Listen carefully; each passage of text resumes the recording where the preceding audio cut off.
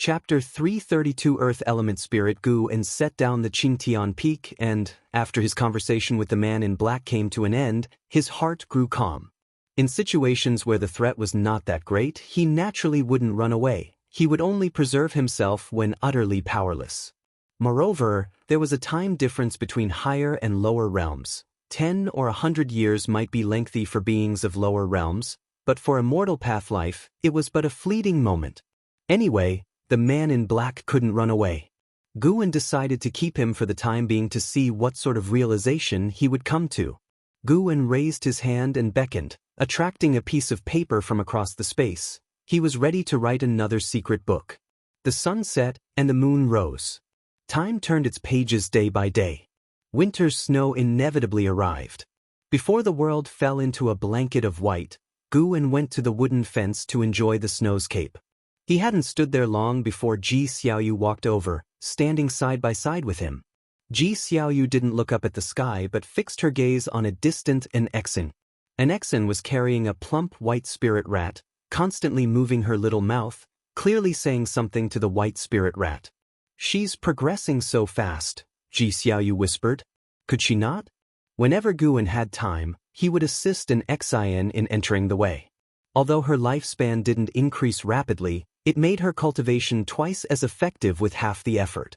He genuinely intended to cultivate an Xin to surpass an Hao and Yang Jian. "It's all right. Her cultivation level is growing very slowly," Gu spoke. Due to the primordial reincarnation skill, Zin's cultivation level was always suppressed. Even if she were to release her cultivation level in the future, it would be concealed, with her apparent cultivation level controlled at the Foundation establishment realm. It seemed that Gu would have to tell an Xin to restrain herself a bit more, since more and more people had started to notice the changes in her. "The Ji family recently discovered an undersea secret realm and invited me to go. I could take your disciple along, what do you think?" Ji Xiaoyu asked. Upon hearing this, Gu hurriedly shook his head. "An Xin is timid, there's no need to take her. I'll be there, she won't encounter any mishaps. It's unnecessary. It's not something I wish to see, to burden you." "Is that so?" "Yes. I just feel that her aptitude is improving. Staying in Medicine Valley might bury her talent." "I don't like to hear that. Would I delay her?" Gu glared at Ji Xiaoyu. He had intentionally said this to make Ji Xiaoyu believe that the high-level cultivator guiding an Xin was someone else. Ji Xiaoyu's mouth lifted into a smile. "All right then, I want to invite her. I want to see what you can make of her." Gu smiled. "Then when are you leaving? And for how long?" This was not the first time Ji Xiaoyu had set out, but Gu felt that the undersea secret realm would again cause trouble. Perhaps this was what it meant to be a great fortune of energy movement. Continuous trials and tribulations, always narrowly escaping disaster and turning peril into safety. "I leave tomorrow morning. The competition for sea resources among the noble families is quite fierce." Ji Xiaoyu started talking about the situation at sea.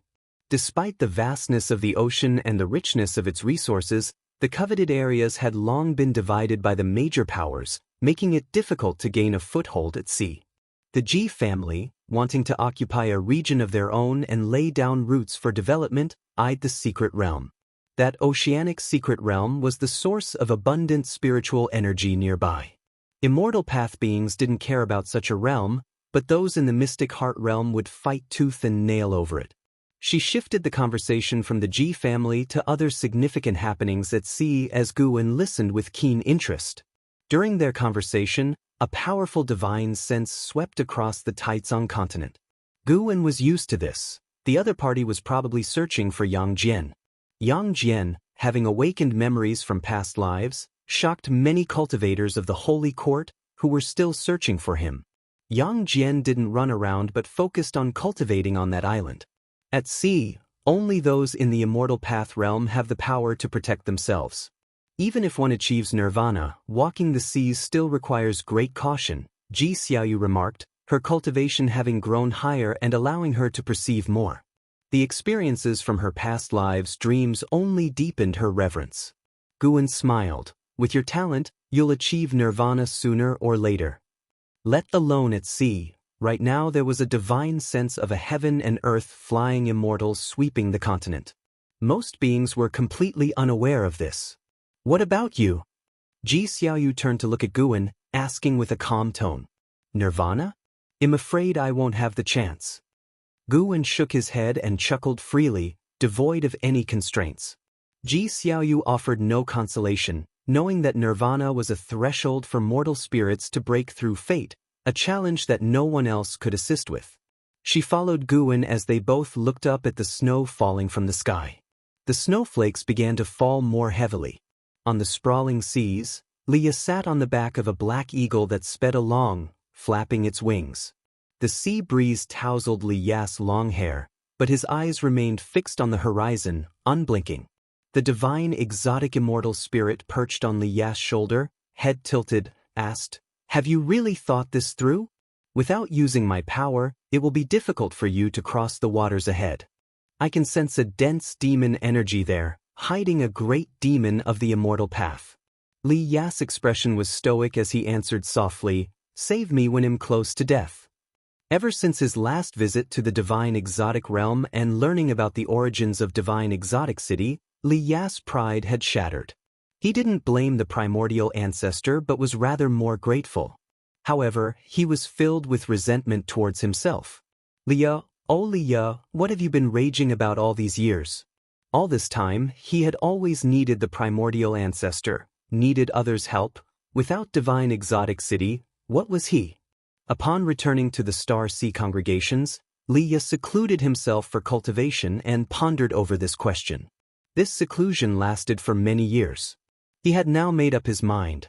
What he needed to do was improve his physical constitution and insight. If and how could cultivate the ancient treasure body, why couldn't he? So, he embarked on the journey to pursue the treasure body. He learned from an elder that a treasure body had once fallen in a certain sea region, possibly leaving behind an opportunity related to the treasure body. "Leah, actually, you're still young, and you're already quite formidable," the divine exotic immortal spirit consoled, scratching its head. Having spent many years with Leah, it had grown fond of him and didn't want him to take extreme measures. "Don't worry, I will measure my abilities and refrain from making the primordial ancestor take action again," Leah said calmly, his eyes resolute. Following his gaze, dark clouds appeared at the far end of the sea horizon, small but clearly an ominous sign. Meanwhile, on the path of Dingtian Peak on Mortal World Peak, Guan rode the Blood Prison Great Saint while an Exen walked in front of the Blood Prison Great Saint, occasionally looking back and sharing a laugh. The sea breeze blew, stirring Guan's hair by the temples. He withdrew his gaze from spying on Leah and looked towards an Exen. "How many of the medicinal herbs did you memorize today?" It had been 8 years since Ji Xiaoyu left for the undersea secret realm. She had not returned for 8 years, but as Guan saw she wasn't in mortal peril, he allowed her to face the ordeal alone. During these 8 years, Guan taught an Xian no other spells or divine skills. Aside from chi absorption cultivation, she only practiced the stepping path of ages step daily. Wearing a mask, an Exen turned back and said, "Master, rest assured, I remember them all." "Good, go back and write them into a book, so other disciples can increase their knowledge in the future," Guan nodded. An Exen was about to reply when 2 figures descended from the sky and landed on the stone steps ahead. Upon seeing these 2 people, an Exen immediately tensed up. They were Taoist Lord Yongyan and Fu Shenxiu from the main peak. An Exen thought they were there to demand the Immortal Path's supreme treasure. Taoist Lord Yongyan raised his hand in salute, saying, "May I inquire if Taoist friend has time? My disciple and I have a matter to request." Upon hearing this, Guan responded, "Speak directly, what's the matter?" Taoist Lord Yongyan glanced at Fu Shenxiu and said, "Since Qingtian Peak has no affinity with my disciple, I have found another great opportunity for him, located within the Sea Demon Thunder domain.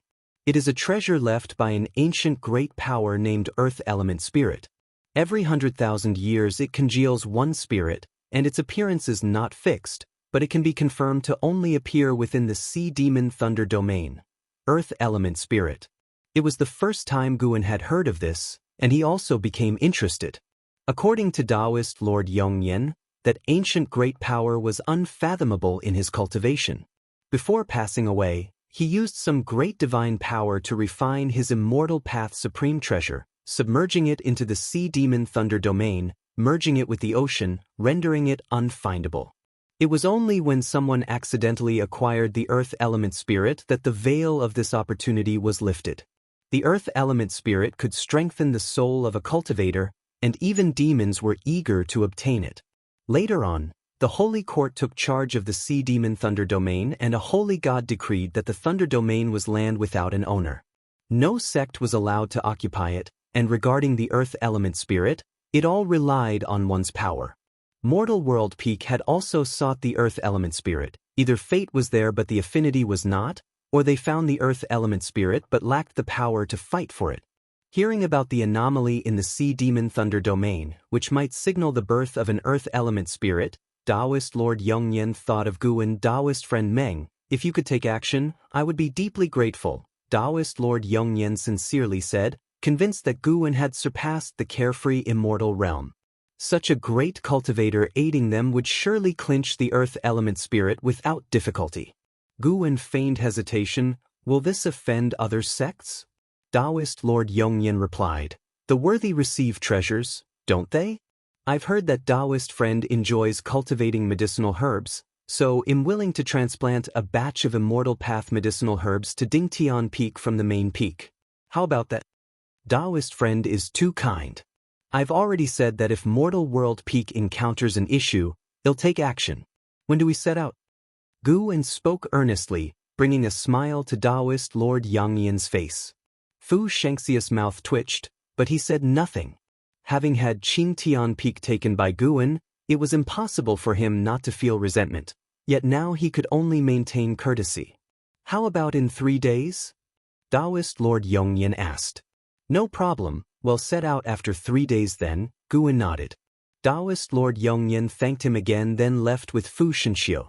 An Xen turned back and looked at Guwen, wanting but hesitating to speak. Guwen glanced at her, asking casually, want to go and see? An Xen instinctively wanted to nod, but after thinking it through, she shook her head. Better not, I might cause you trouble. I won't go. I could take you there, really? Surprise sparkled in Nzin's eyes. Guwen replied, if you go, you must diligently practice the step technique I taught you. No slacking off. Upon hearing this, an Xen hesitated for a moment but ultimately nodded. The stepping path of Age's step was indeed exquisite, and even after so many years of practice, she still found it very uncomfortable each time she performed it. So, whenever Guwen wasn't prompting her, she preferred chi absorption. Chapter 333 Predecessor. 3 days passed by quickly. On that clear morning, Guwen took an Xen to Mortal World Peak early without bringing the Blood Prison Great Saint, which was, to say the least, rather disappointing for him. The reason he didn't bring the Blood Prison Great Saint was because Guwen had acquaintances in the Sea Demon domain, and he feared it would be inconvenient. As for an Xen, wearing his specially made mask, it was very difficult for anyone to recognize him. An Xen who cultivated the all things form and energy art could also conceal his aura. High-level cultivators did not guess one's identity by appearance.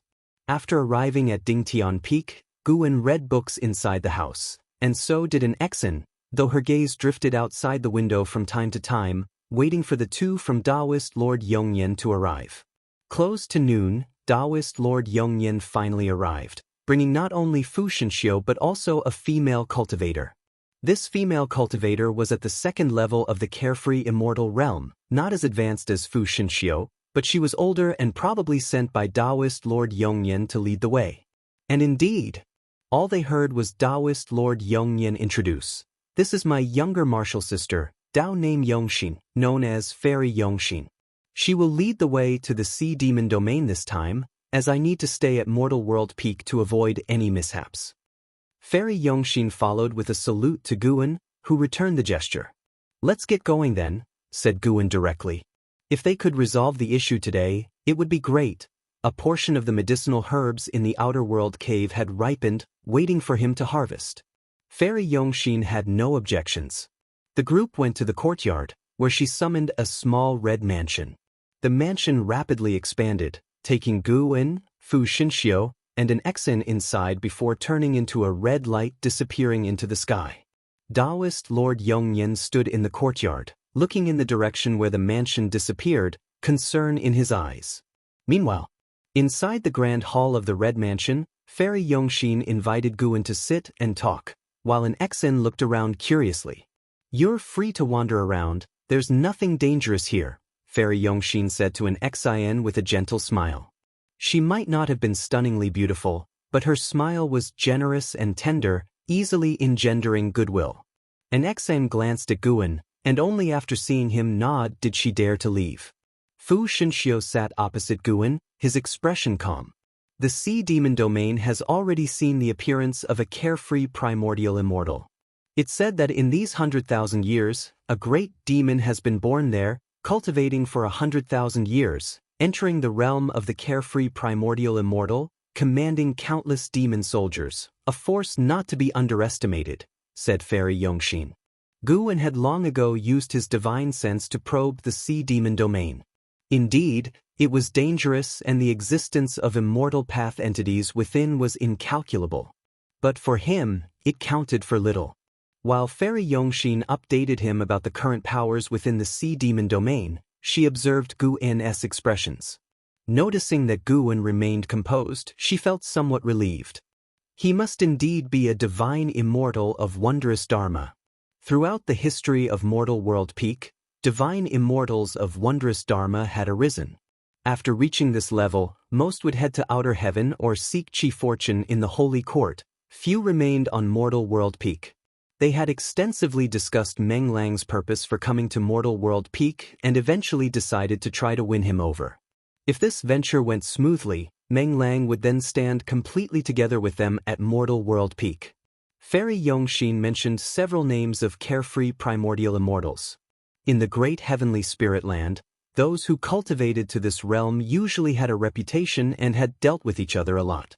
Fairy Yongxin had only encountered this great cultivator, Meng Lang, appearing out of nowhere. She suspected Meng Lang was a pseudonym but did not point it out.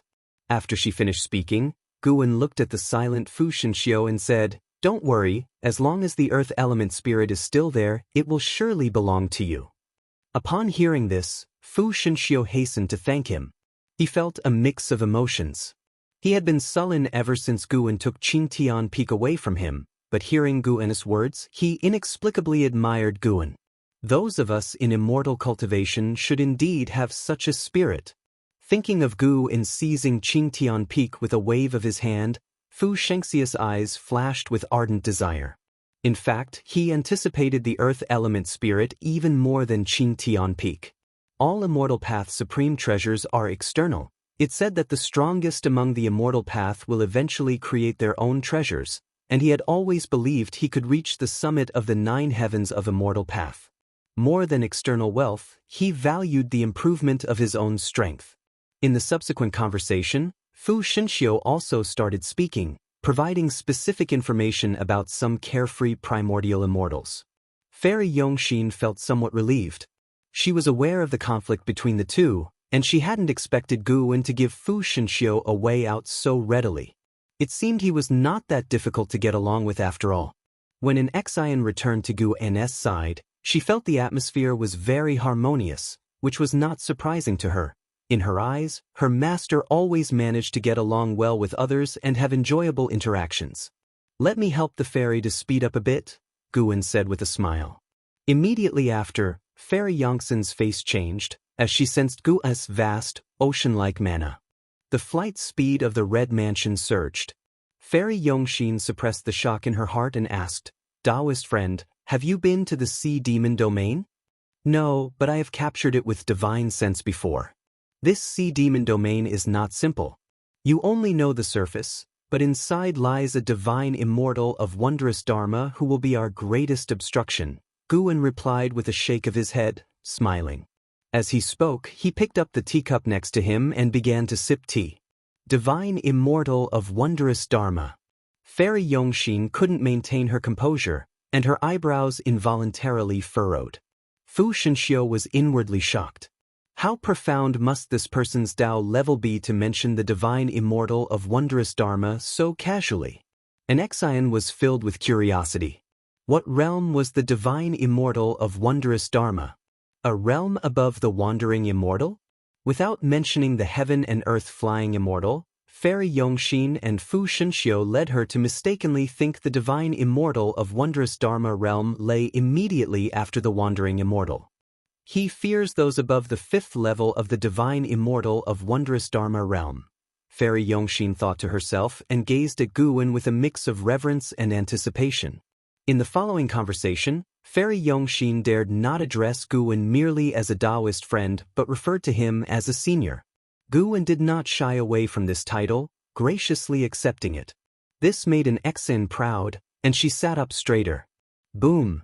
The deafening thunder echoed above the ocean, with torrents of waves rising and crashing down. A black hawk skimmed through the tempest. Liya stood on the back of the hawk, his brows furrowed, murmuring, "I run into such a fierce demon aura just after entering. That old guy wouldn't have tricked me, would he?" On his shoulder, the divine exotic immortal spirit nodded frantically, saying, "I've had a bad feeling about him for a while now." He also calls himself the immortal seeking Taoist, which sounds like a bluff to me. Li Ya's brows relaxed and he whispered, "Since I'm already here, I can't leave empty-handed. If I don't find the cultivation technique for the treasure body, looking for a demon treasure to enhance chi blood isn't a bad idea either." He drew the treasure sword from his waist, a slender blade that reflected a cold light amidst the downpour. Boom! Suddenly, far out at sea, an explosion erupted, and a terrifying black shadow leapt from the water, immense and imposing as if Mount Tai itself had risen from the ocean floor and swiftly entered the clouds. The hawk beneath Liya immediately slowed down, not daring to approach rashly. Chapter 334. Is this it? A flash of red light zipped across the sea covered by storm clouds, fast as lightning. Gu and Xian, Fairy Yongxin, and Fu Shenxiu stood on the edge of the terrace, gazing over the spectacular vista of the sea demon thunder domain. Demon energy permeated the area, but it could not obscure the fearsome waves and countless lightning bolts weaving through heaven and sea like monstrous dragons and serpents, fearsomely twisting. Every so often, a giant demon beast as large as mountains would burst from the sea surface and roar unrestrained, reminiscent of the primeval chaos. The earth element spirit appears in a place engulfed by a unique radiance, making it quite easy to locate. However, the earth element spirit may attempt to escape. If it is not captured quickly, it will dive into the sea and vanish without a trace, only reappearing the next time, Fairy Yongxin spoke. Guwen nodded slightly. He could feel a strong divine thought pervading this ocean, dissipating within the waters, unable to condense. It seemed that the ancient great cultivator Fairy Yongxin mentioned had at least the cultivation level of a divine soul true immortal. Divine soul true immortals could also perish. Who knew what calamity he had faced? While pondering, Gu's divine thought enveloped the sea demon thunder domain. The domain was immense, larger even than the entirety of the Broken Sea domain, teeming with countless demon creatures from every possible realm, ranging from the divine immortal of wondrous Dharma down to those in the energy cultivation realm. There were many areas within the domain that his divine thought could not penetrate directly. They were guarded by powerful restrictions. Though Guwen could forcefully break through with focused divine thought and succeed, it would inevitably destroy the restrictions and cause the internal minor heaven and earth to shatter. Guwen's divine thought locked onto that divine immortal of wondrous Dharma. This person was hidden within an island, surrounded by seas infested with demons each as large as the island itself, comparable to heaven and earth flying immortals. He just caught sight of a wandering immortal passing nearby, then watched as the immortal was swallowed whole by a black giant whale, so fast that its primordial spirit couldn't even escape. It was a female cultivator, almost like a fairy. Such a pity, Guwen thought to himself while he responded to Fairy Yongxin. His divine thought quickly caught sight of a place glowing with an unusual light, and he directed Fairy Yongxin to fly in that direction. Standing beside Guwen, an Xian observed everything around with intense curiosity. Such dense demon energy, all condensed into black mist. If she fell into the Sea Demon Thunder domain alone, she felt it would be better just to end her life rather than try to navigate and survive in such a place. Boom! In the distance, the sea surface exploded as a 10-mile-long giant deep red fish leaped out. Looking closely, its body was entangled by two terrifying tentacles. And Zin's gaze had just reached the scene when she saw the deep red fish being crushed, its flesh and blood scattering, which made her shudder all over. Guwen, Fairy Yongxin, and Fu Xianxia seemed quite accustomed to this. Guwen noticed that along the fringes of the Sea Demon Thunder domain stood city forts similar to those in the main city of the Broken Sea domain, indicating that the Holy Court had taken control of this sea area. Not allowing other sects to occupy it implied they made the rules. No wonder there were many cultivators fighting in groups, led by heaven and earth flying immortals, staying far from where the earth element spirit was located. Clearly, they were not here for the earth element spirit. Upon closer inspection, Guwen felt an aura similar to Lu Xianxia's chi fortune on them. After a while, they reached a sea area enveloped in blue light, stretching 10,000 miles, making even the clouded sky appear transparent. Within the blue light sea, two carefree primordial immortals were engaged in fierce combat. Their divine skills were immensely powerful, yet the force of their battle did not exceed the range of the blue light. Guwen's gaze locked onto a man named Zhao Qizhen who was dressed in battle armor, wielding a divine weapon, surrounded by a fire phoenix, casting spells with a majestic and domineering aura. He was holding a blue crystal stone in his other hand. Surely, that was the earth element spirit. Guwen could feel a wisp of divine thought within the blue crystal stone, similar to the divine thought in the sea. Zhao family's Zhao Qizhen, Fu Xianxia declared coldly as he stared at Zhao Qizhen. Fairy Yongxin smiled and said, Zhao Qizhen and Xianxia are fated rivals, clashing at every major cultivation level. An Xian looked toward Fu Xianxia, curious about who had won but afraid to ask. Fu Xianxia huffed, I lost the last combat, but next time, I will win. Guwen was curious, was there a family powerful enough to rival mortal world peak? The fact that Fairy Yongxin highlighted Zhao Qizhen's family, instead of his sect, was enough to demonstrate the Zhao family's strength. An Xian was eager to ask, why next time, not now? Fairy Yongxin continued to introduce Zhao Qizhen's opponent, a supreme elder of a sect. A supreme elder losing to a family genius already reflected the disparity in their strengths. Their presence also put pressure on the two carefree primordial immortals, particularly on Zhao Qizhen, who felt Fu Xianxia's aura. For a moment, the two combatants tacitly slowed the rhythm of their battle, keeping an eye out for the arrival of a third-party force. Fairy Yongxin and Fu Xianxia also turned to Guwen, curious to see how he would make his move. An Xian watched nervously ahead. After arriving in the blue light area, she could truly sense the power of the carefree primordial immortals. It was terrifying. Such overwhelming battle pressure had never appeared even at the Heaven Tier tournament. Guwen raised his right hand and made a grabbing gesture at the engaged Zhao Qizhen, who vanished into thin air. The carefree primordial immortal he was fighting immediately retreated, his gaze swiftly turning toward the distant building. Fairy Yongxin and Fu Xianxia did the same, their eyes falling on Guwen's hand, and the two carefree primordial immortals suddenly looked alarmed. Coming to her senses, an Xian instinctively turned her head and stared wide-eyed. The previously dominant Zhao Qizhen was now in Guwen's hand, tiny as an insect. Zhao Qizhen looked up, shock and dread filling his face, most terrified by his inability to escape, bound by an invisible, intangible force. Guwen raised his left hand, extending his forefinger and middle finger.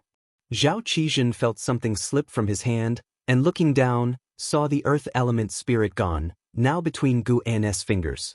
Guwen casually tossed it, and the earth element spirit fell into Fu Xianxia's hands. Fu Xianxia stood dumbfounded, and Fairy Yongxin's eyes also widened. It was successful just like that? Guwen threw Zhao Qizhen from the palm of his right hand. Zhao Qizhen regained his freedom, returning to his original size. Stabilizing himself, he looked at Guwen, his eyes filled with dread. Guwen, expressionless, couldn't be bothered to say anything and instead turned to Fairy Yongxin, "Let's go." Fairy Yongxin, coming to her senses, instinctively cast a spell, propelling the building. Guwen simply revealed himself and did not earn the hostility of Zhao and his companion, so he spared their lives. Watching the building recede, Zhao Qizen's handsome face flushed with embarrassment. He tried to calm his emotions. Just from the other's display of power, he knew he was no match. If it were him, he probably would not have spared a life. Now all he had was confusion. Since when did Mortal World Peak have such a powerful figure? His capabilities must certainly be that of a divine immortal of wondrous dharma. Taking a deep breath, he turned to face the carefree primordial immortal he had been fighting, raised a hand in salute, leaving the latter quite stunned. Before the immortal could return the gesture, Zhao had already turned and left. On the building, Fu Xianxia held the earth element spirit, a complex look on his face. Fairy Yongxin was the first to thank Guwen, and Fu Xianxia hurriedly followed suit. Is that it? An Xian couldn't help asking. That made the expressions of Fairy Yongxin and Fu Xianxia even more complex. Guwen just smiled. Isn't it good when things go smoothly? An Xian quickly said, of course it's good, I mean. Seeing her struggle to explain, Guwen merely chuckled, let's head back first. Fairy Yongxin, smiling, felt this smooth operation was absolutely a surprise for her. Even if a carefree primordial immortal were to come to the Sea Demon Thunder domain, they would face life and death risks. As they reached outside the Sea Demon Thunder domain, Guwen suddenly grabbed Nzin's shoulder, causing her heart to skip a beat, and she soon found herself flying out of the building. Guwen, holding her shoulder with one hand and waving the other, sent the building into the distance. Fairy Yongxin and Fu Xianxia were taken aback. Before they could react, Gu An's voice reached their ears. You two go ahead. The building sped away, the two feeling the rules of heaven and earth retreating along the way, allowing unimpeded passage, an intricate technique beyond their comprehension. It seems he has another purpose, Fairy Yongxin remarked. Fu Xianxia added, I think it's because his disciple still wants to see more. Fairy Yongxin looked at him in surprise, asking, is he so capricious? With his cultivation level, how can that be considered capricious? Fu Xianxia responded, his gaze on the earth element spirit in his hand, his perception of Guwen completely transformed. Meanwhile, Guwen and an Xian soared on clouds, his divine thought covering an Xin, entering a special state where only those who reached the state of Tao Void Mysterious Immortal could see them. Master, you don't have to do this for me. It's so dangerous here, an Xin cautiously spoke, deeply touched.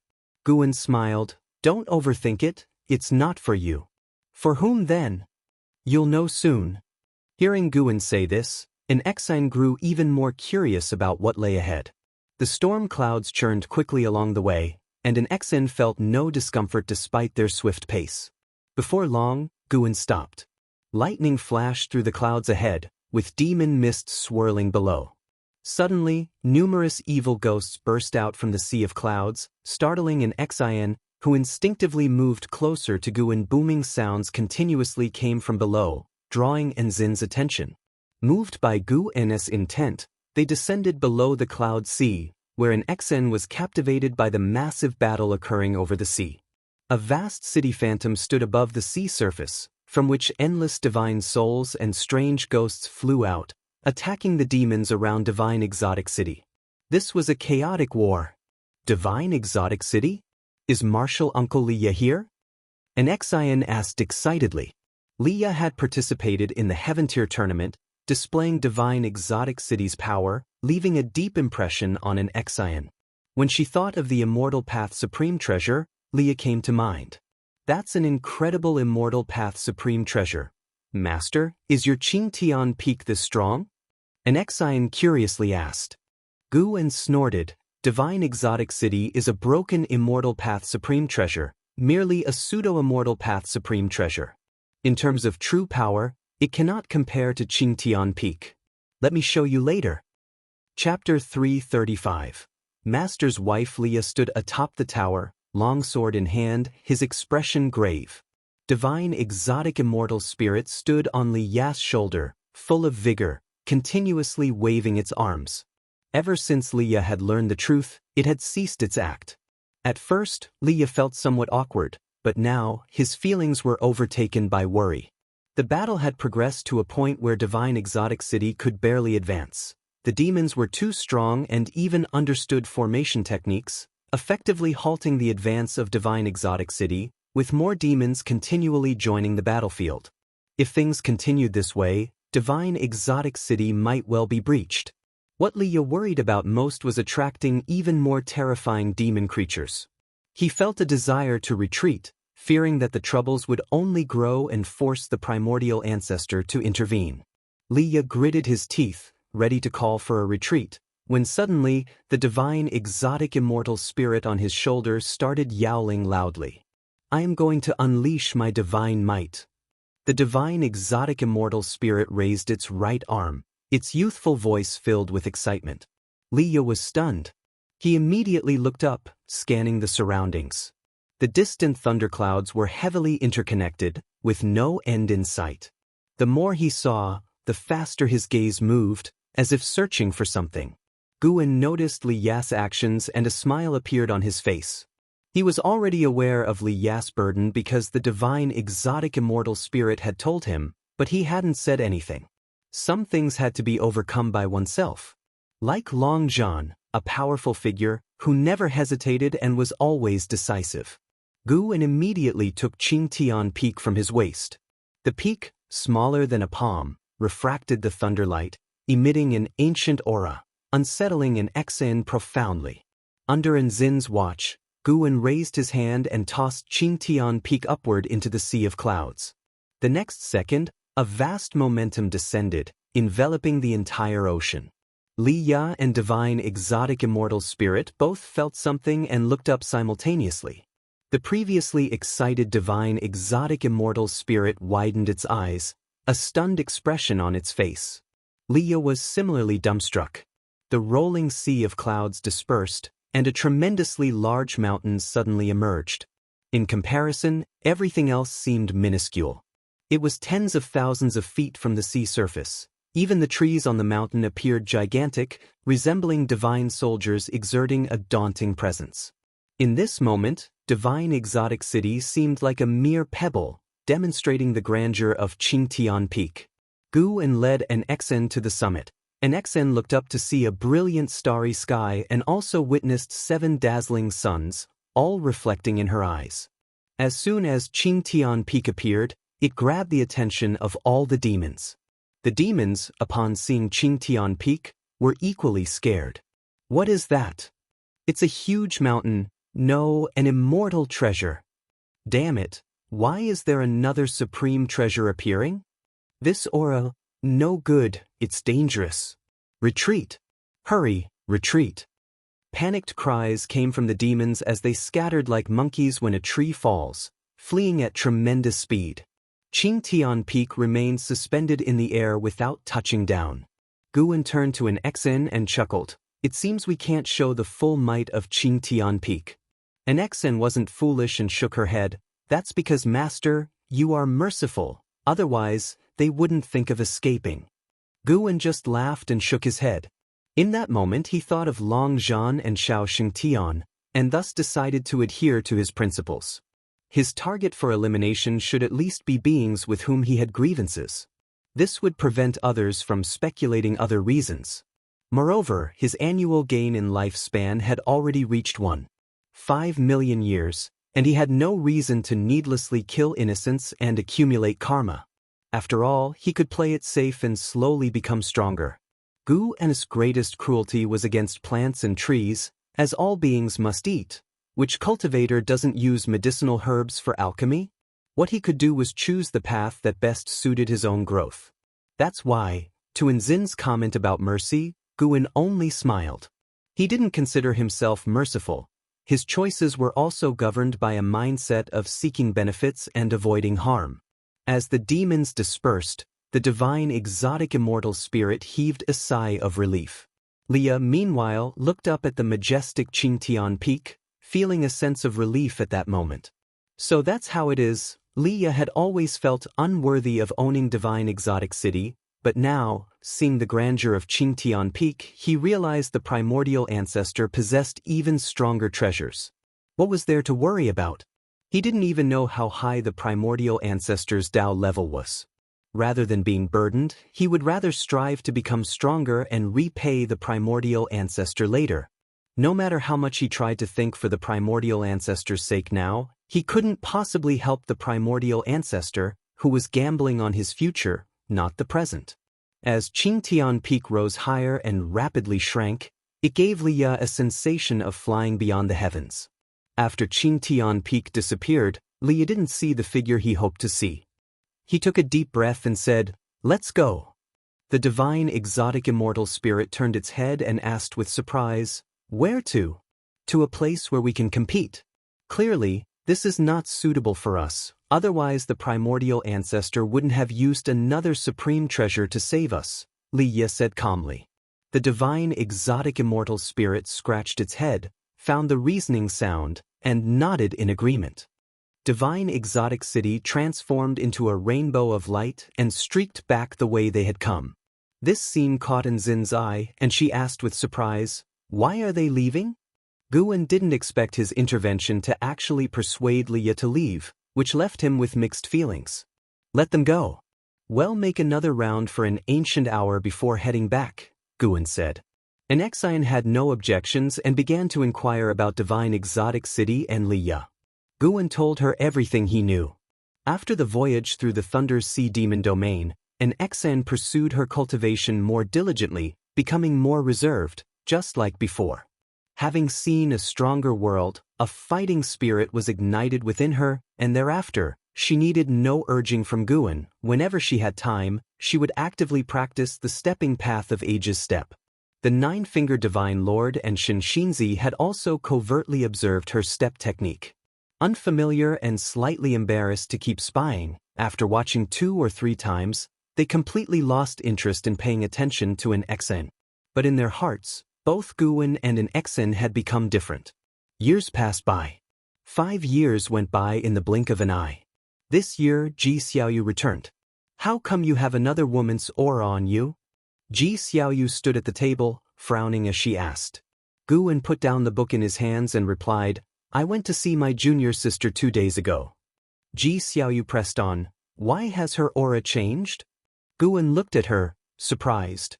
She actually remembered Yi Lan's aura? "She has made a breakthrough in her cultivation recently, so her aura has changed," Guwen casually responded. In fact, that was indeed the case. In his heart, Nzin's status could not surpass Yi Lan's, so whenever he visited Yi Lan, he would preach to her, and the elixirs he invested in her were more than those for an Xian. Watching the junior sister's maximum lifespan increase little by little gave Guwen a sense of achievement. He relished the feeling of contending with the heavens. "Is that so?" Ji Xiaoyu asked skeptically. Guwen rolled his eyes at her, saying, "I am upstanding and straightforward. Why would I deceive you? Don't I often meet other women in front of you? Besides, why do you care about these matters? Don't harbor any improper thoughts about me. The karma associated with you is too great. I'm afraid Reincarnation Path Emperor's enemies might capture me to threaten you." Ji Xiaoyu couldn't help but glare at Guwen. Guwen crossed his arms and said, "Honestly, other than Yi Lan, Shenzhen, and Lu Lingjun, whom you have seen, there is another woman who likes me. I'm still considering it, mainly because I'm raising 3 adorable female demons, so I don't have much need for romance." Ji Xiaoyu laughed, saying, "It wouldn't be those 3 monkey demons, would it?" More and more great cultivators from the Supreme Sect were appearing, and Tianya Valley could no longer be hidden, but LV Beiyin and Li Xiandao had reached an agreement, so Tianya Valley remained unscathed. Ji Xiaoyu had learned about the situation inside Tianya Valley through the Ji family. "How could it be?" Guwen retorted with a glare. Ji Xiaoyu pulled out a chair to sit down and began to recount her experiences over the years.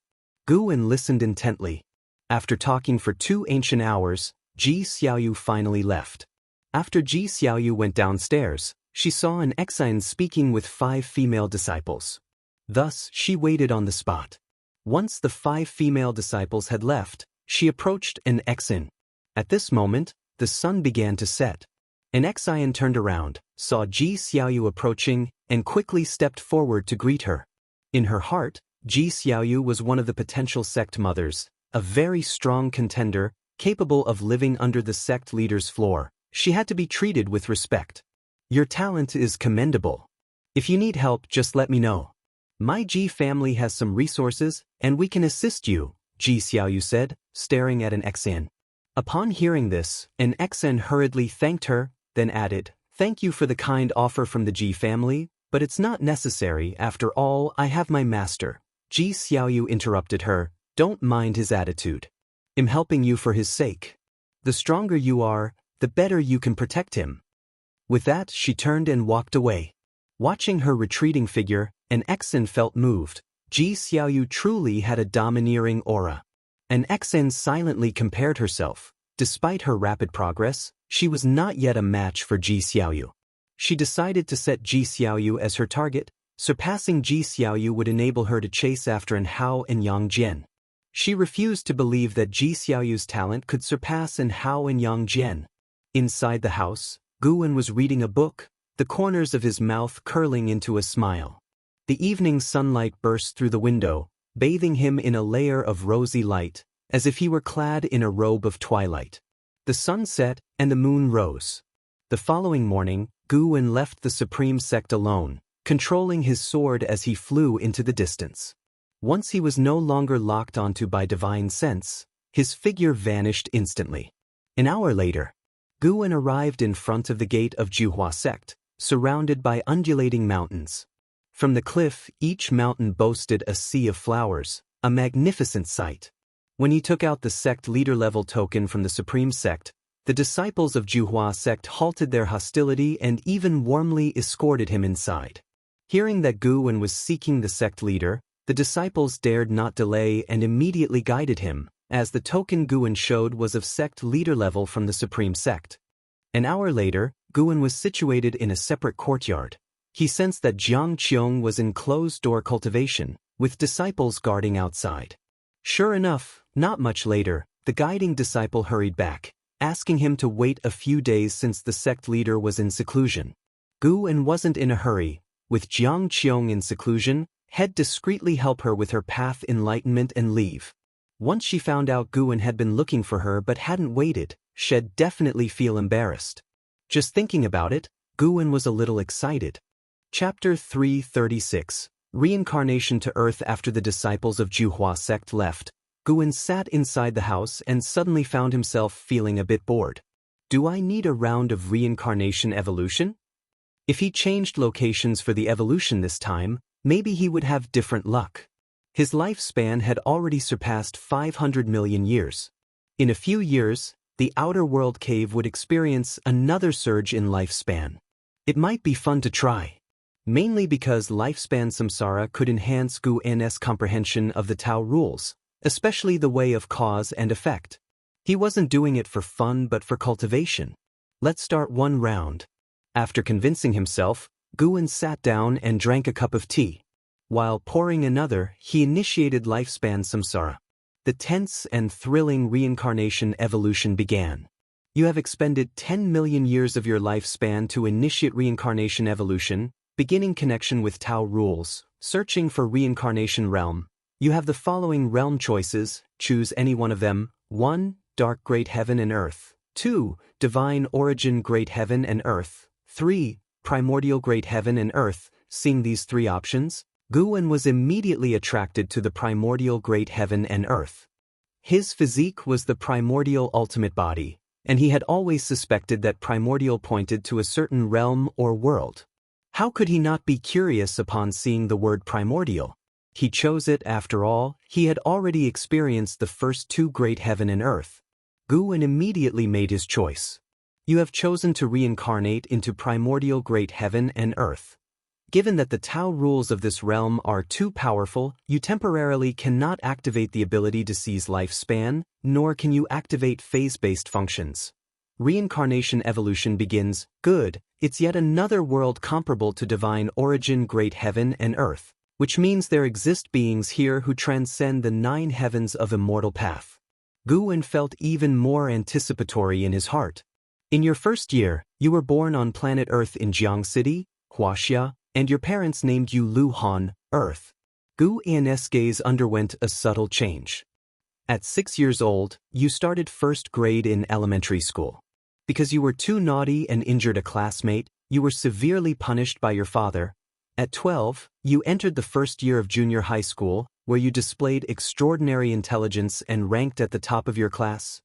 At 15, you were admitted to Jiang City's top high school. There, through a classmate's introduction, you began reading online novels. Due to excessive indulgence, your academic performance began to decline.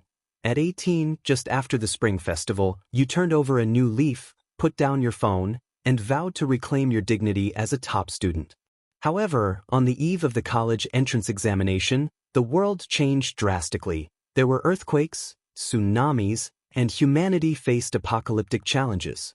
7 days of chaos later, nations stabilized their order, but mysterious and enormous black gates appeared in cities.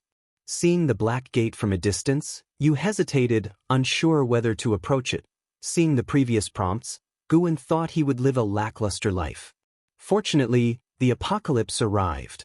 It wasn't that he found an ordinary life unsatisfactory, but he had spent 10 million years of lifespan for a few decades of human life.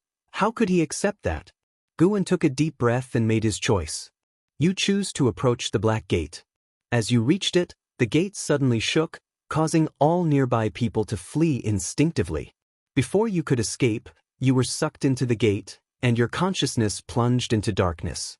When you awoke, you found yourself in a wild mountainous area with only a dozen other people, some of whom were already awake. You started exploring and fighting for survival. At 19, after half a year, you finally made your way out of the wilderness and saw the silhouette of a city. Of your original group, only 4 remained. You entered the city and discovered it was an ancient township with everyone dressed in traditional attire. To survive, you began working in the city and ultimately realized you had traveled back in time. At 20, an immortal in the city started accepting disciples. Many people gathered to watch, and you too went and were discovered to have a spirit root. Thus, you followed the immortal to the outer sect of the Tao court for training. Your 3 companions, discovered to have spirit roots as well, joined you, and together you wept, believing a wonderful life was about to start.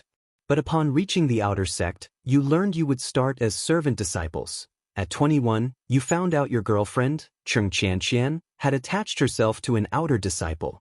After a quarrel, the 2 of you had a falling out, and your 2 companions chose to side with Xianxia, leaving you isolated and alone.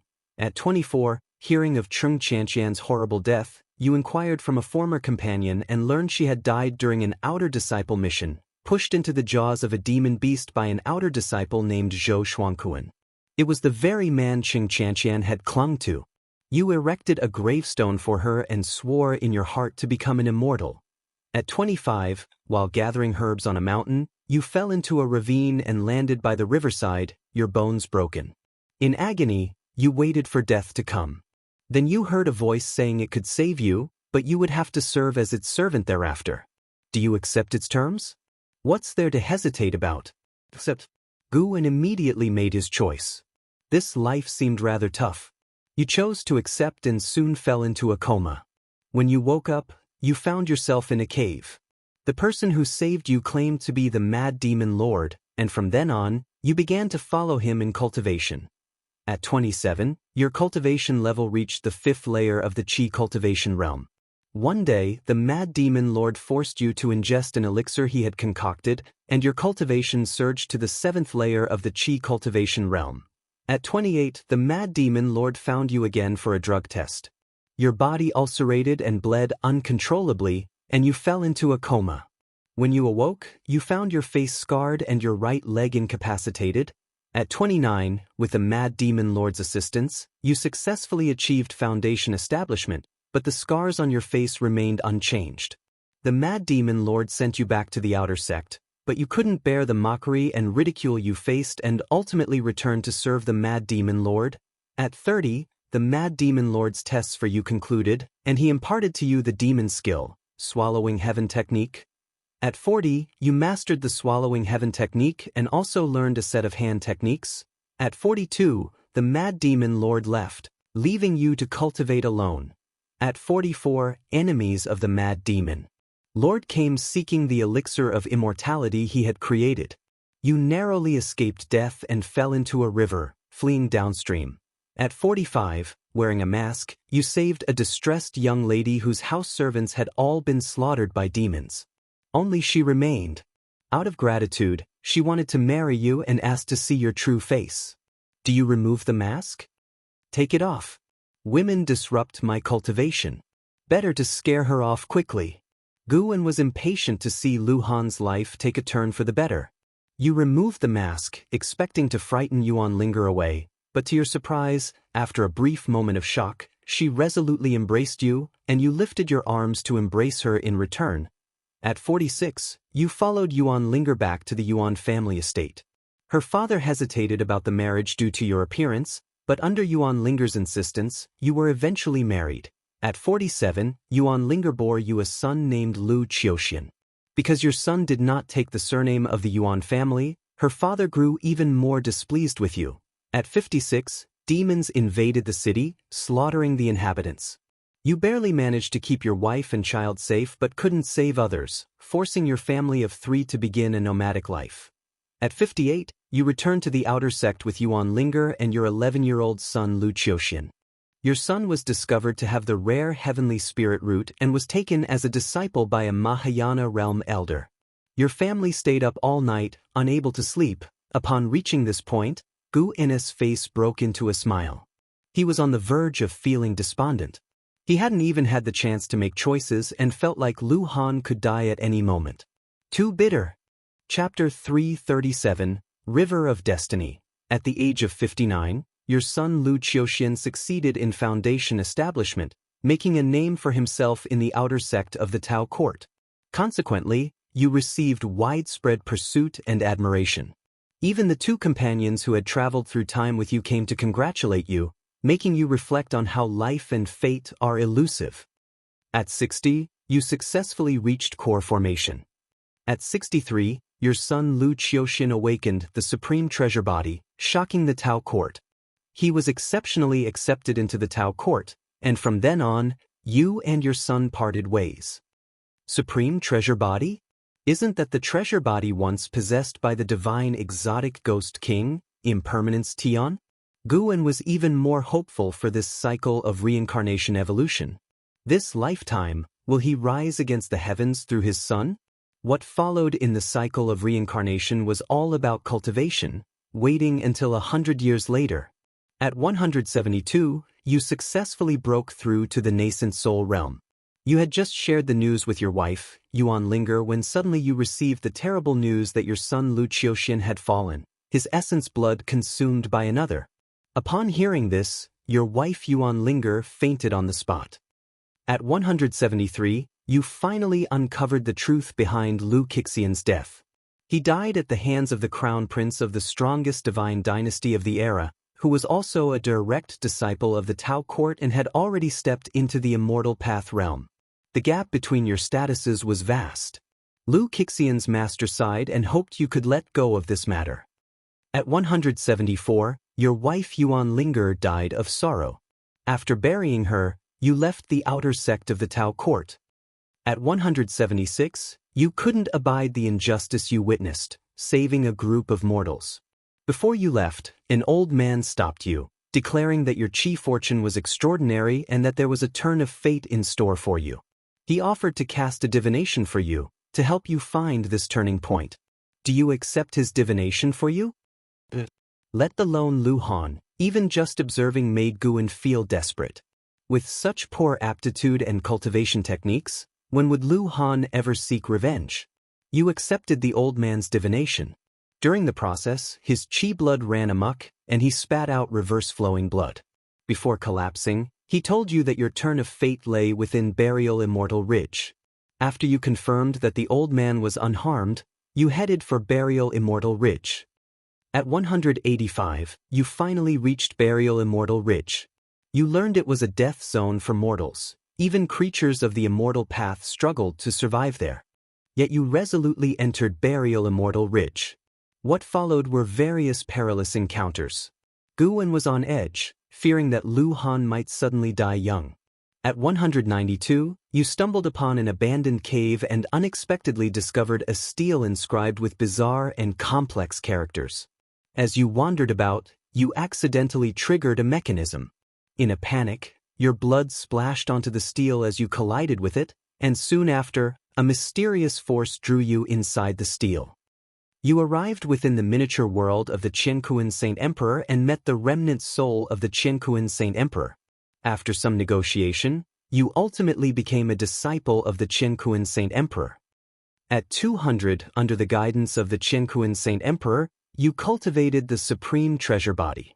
Your physical body was reborn, and you regained the appearance of a 20-year-old with no scars on your face. Only your hair turned white. At 210, you broke through the divinity transformation realm. Things are looking up. Qianquan Saint Emperor? Just by the sound of it, he must be powerful. Guwen was also excited, for he would feel Lu Han's experiences as the memories of the cycle of reincarnation flowed into his mind. Naturally, he hoped the memories would not be so filled with hardship. What came next were constant breakthroughs, practicing spells and divine skills. At 250, you broke through the void-crossing realm. At 317, you broke through the unification realm. At 430, you broke through the mystic heart realm.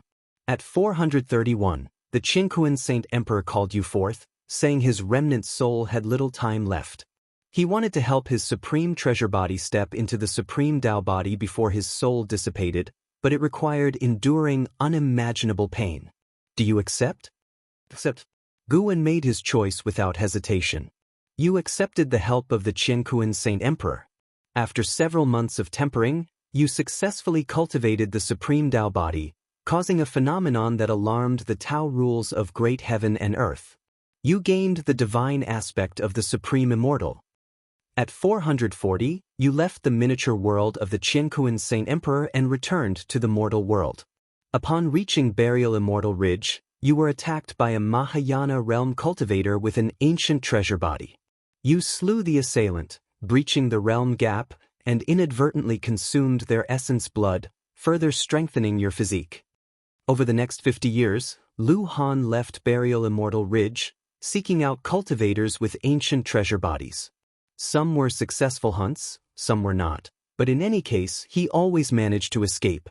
Guwen saw traces of impermanence Tian in him. Perhaps this was the destiny of the supreme treasure body. Until the age of 600, Lu Han, under attack from several Nirvana realm great cultivators, forcefully underwent tribulation crossing. He used the heavenly tribulation to obliterate his foes and stepped into the immortal path realm. After that, Lu Han entered the path of the unbeatable. At 720, he found the divine dynasty's crown prince, executed him, and consumed his essence blood. His cultivation level skyrocketed. Concurrently, the emperor of the divine dynasty, enraged, issued a kill order against him. Lu Han fled while killing his enemies. Guwen had few chances to choose, mostly deciding whether to save or kill. After numerous prompts, Lu Han finally reached the age of 10,000. His cultivation level reached the wandering immortal realm, making him the #1 prodigy of the era. However, he was attacked by the carefree primordial immortal and was in critical condition. Fortunately, a great power from the Tao court intervened, and he returned to the Tao court.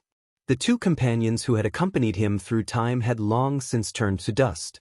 Revisiting the old places, he entered a state of path enlightenment, perceiving the power of time. The master of the Tao court wished to take Lu Han as his disciple. Lu Han hesitated, and Guwen helped him choose to accept. From then on, Lu Han became the top disciple of the Tao court, sweeping through his peers and standing out amongst his fellow heaven's prodigies. Guwen helped him reject numerous proposals from daughters of heaven.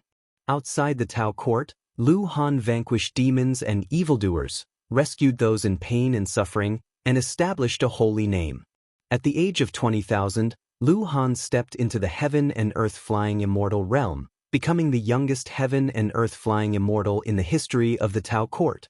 At 50,000, Lu Han once again broke the records of the Tao court by becoming the youngest carefree primordial immortal. At 60,000, Lu Han ventured alone into the divine dynasty, executed the emperor of the divine dynasty in front of all the powerhouses, and in the emperor's treasure Bodis Bone Palace, he found the remains of his son, Lu Qiuxian. Gu Wen was immersed in Lu Han's legendary life, with Lu Han living more and more splendidly. Compared to the domineering ways of Long Zhan, he was reckless and unfettered, yet he didn't lose his sense of righteousness. At 100,000, Lu Han consumed the essence blood of thousands of treasure bodies and cultivated the awe-inspiring Supreme Saint Body. At 200,000, Lu Han swept across the great heaven and earth, becoming a living myth. At 250,000, Lu Han encountered the Taoist tide in the cosmos. Amidst the waves of the Tao, he perceived the true meaning of Tao and shaped the primordial karmic body. At 300,000, Lu Han reached the divine immortal of wondrous Dharma realm, traversed the cosmos and returned to Earth only to find it already desolate. He cut ties with his past, and his Taoist heart underwent transformation.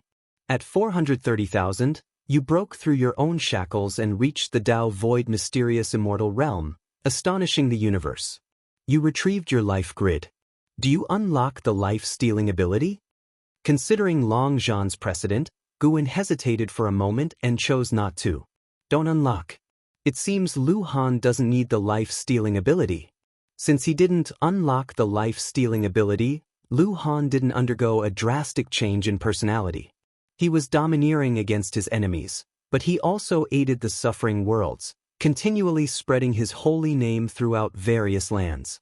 At 500,000, Lu Han met the saint ancestor of the 9th level of Immortal Path, who appreciated him. The saint ancestor imparted a Taoist title to him, naming him the primordial divine emperor. Until Lu Han reached the 9th level of the Immortal Path, Gu Wen faced another choice. At 830,000, you stepped into the 9th level of the Immortal Path. After the breakthrough, you immersed yourself in path enlightenment. You unexpectedly sensed the existence of the River of Destiny. You hesitated. Do you choose to step into the River of Destiny? Gu Wen also hesitated. The River of Destiny sounds extraordinary, and stepping into it could allow for the understanding of the Tao of Destiny.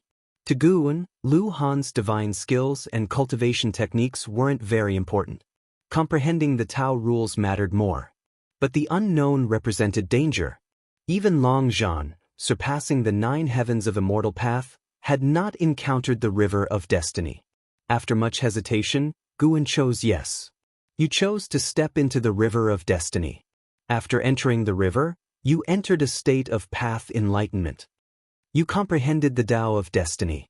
With your own creation, you revived your son Lu Qiuxian, aiding him in cultivating the primordial karmic body. You wished to revive your wife, but Yuan Linger, with her low Tao level, had already reincarnated.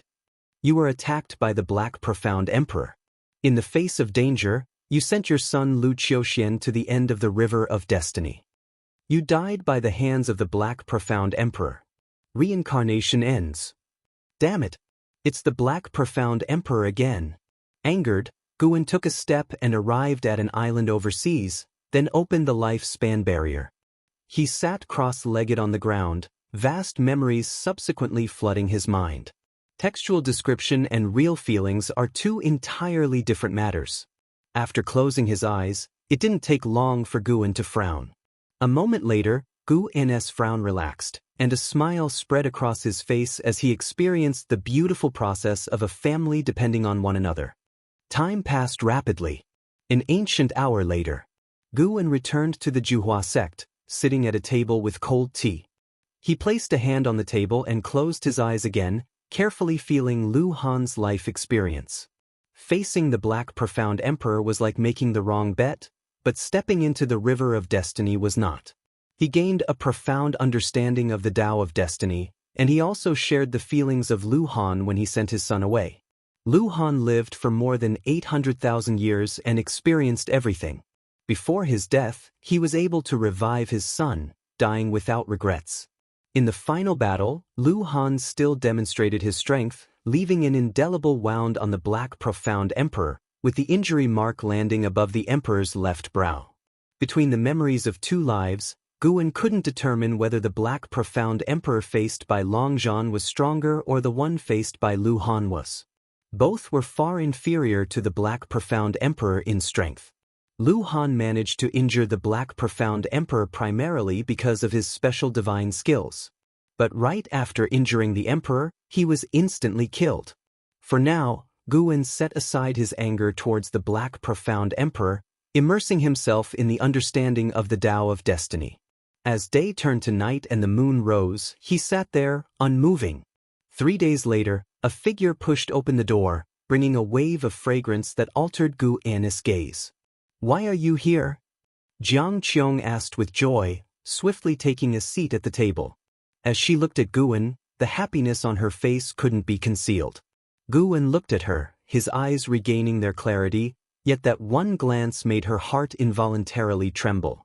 Somehow, Jiang Qiong felt he was in low spirits, and her smile vanished accordingly.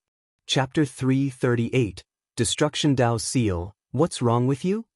Jiang Qiong asked with a furrowed brow, her expression growing colder as she continued, Is someone giving you a hard time? Hearing this, Guan revealed a smile and said, It's nothing, I was just thinking about the story of a book. Really? Asked Jiang Qiong, looking doubtful. Truly, Guan laughed. Actually, I was thinking of leaving before you finished your seclusion. That way you might feel guilty for missing me. But you came so quickly, it caught me a little off guard. After all, he was a divine thought true immortal. Even though Lu Han's memories were heavy and vast, he could quickly detach from them. To him, Lu Han was just a past life. Lu Han was him, but he was Guan. With Guan's words, the worry in Jiang Qiong's heart dissipated. She rolled her eyes at him and said in an irritated tone, You sure have quite the imagination.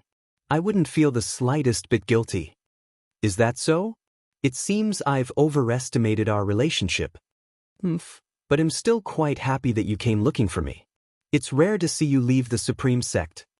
It's just that I suddenly thought of you. Every time, it's you who comes to find me. It's about time I came to you, especially since the Supreme Sect and the Juhua Sect have established a good relationship. The two chatted away. As Guan spoke, he observed Jiang Qiong's fate, peering into her destiny. Without undergoing nirvana, all mortals are just spirits. Guan could see the end of Jiang Qiong's life with one glance.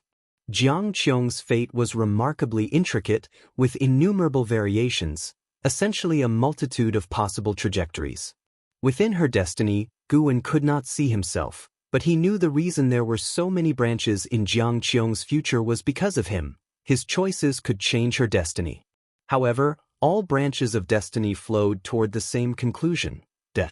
Some led to peaceful passing, others to death in battle, and some to deviation during cultivation, resembling a tree of fate spreading its branches. Fate seemed so cruel. Having fused with Lu Han's life experiences, Guan had a deeper insight into the workings of fate, understanding the mysterious forces that could, at any moment, disperse predestined paths. Guan conjectured that these were perhaps the slivers of opportunity left by the 3,000 Great Tao, the slim chance for sentient beings to transcend mortal limits. As long as Jiang Qiong could achieve nirvana, her destiny would be toppled and reshaped. Guan thought of his own fate. What was it like? Being part of it, he could not peer into his own destiny. Fate was the confluence of all causality in life. Although those who could peer into fate could not see their own destinies, they could deduce the causality related to themselves and make predictions. If Guan could observe Jiang Qiong's fate, then surely more powerful beings could perceive the destiny of a divine thought true immortal. Fate was not set in stone. The masses lacked the power to change their choices, merely swept along by the grandeur of the mortal world. Beings above the 9 heavens of the immortal path could certainly see the great currents enveloping the divine thought true immortal. How, then, could one transcend fate? During his conversation with Jiang Qiong, Guan continued to ponder this question. 2 ancient hours later, Guan stood up to take his leave. Can't you stay a couple more days?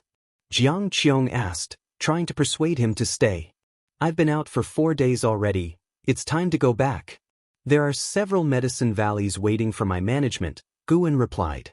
Jiang Qiong glared at him. What's the point of having so many disciples? By that reasoning, as the leader of a sect, shouldn't I be even busier? We're different, Guan said, shaking his head.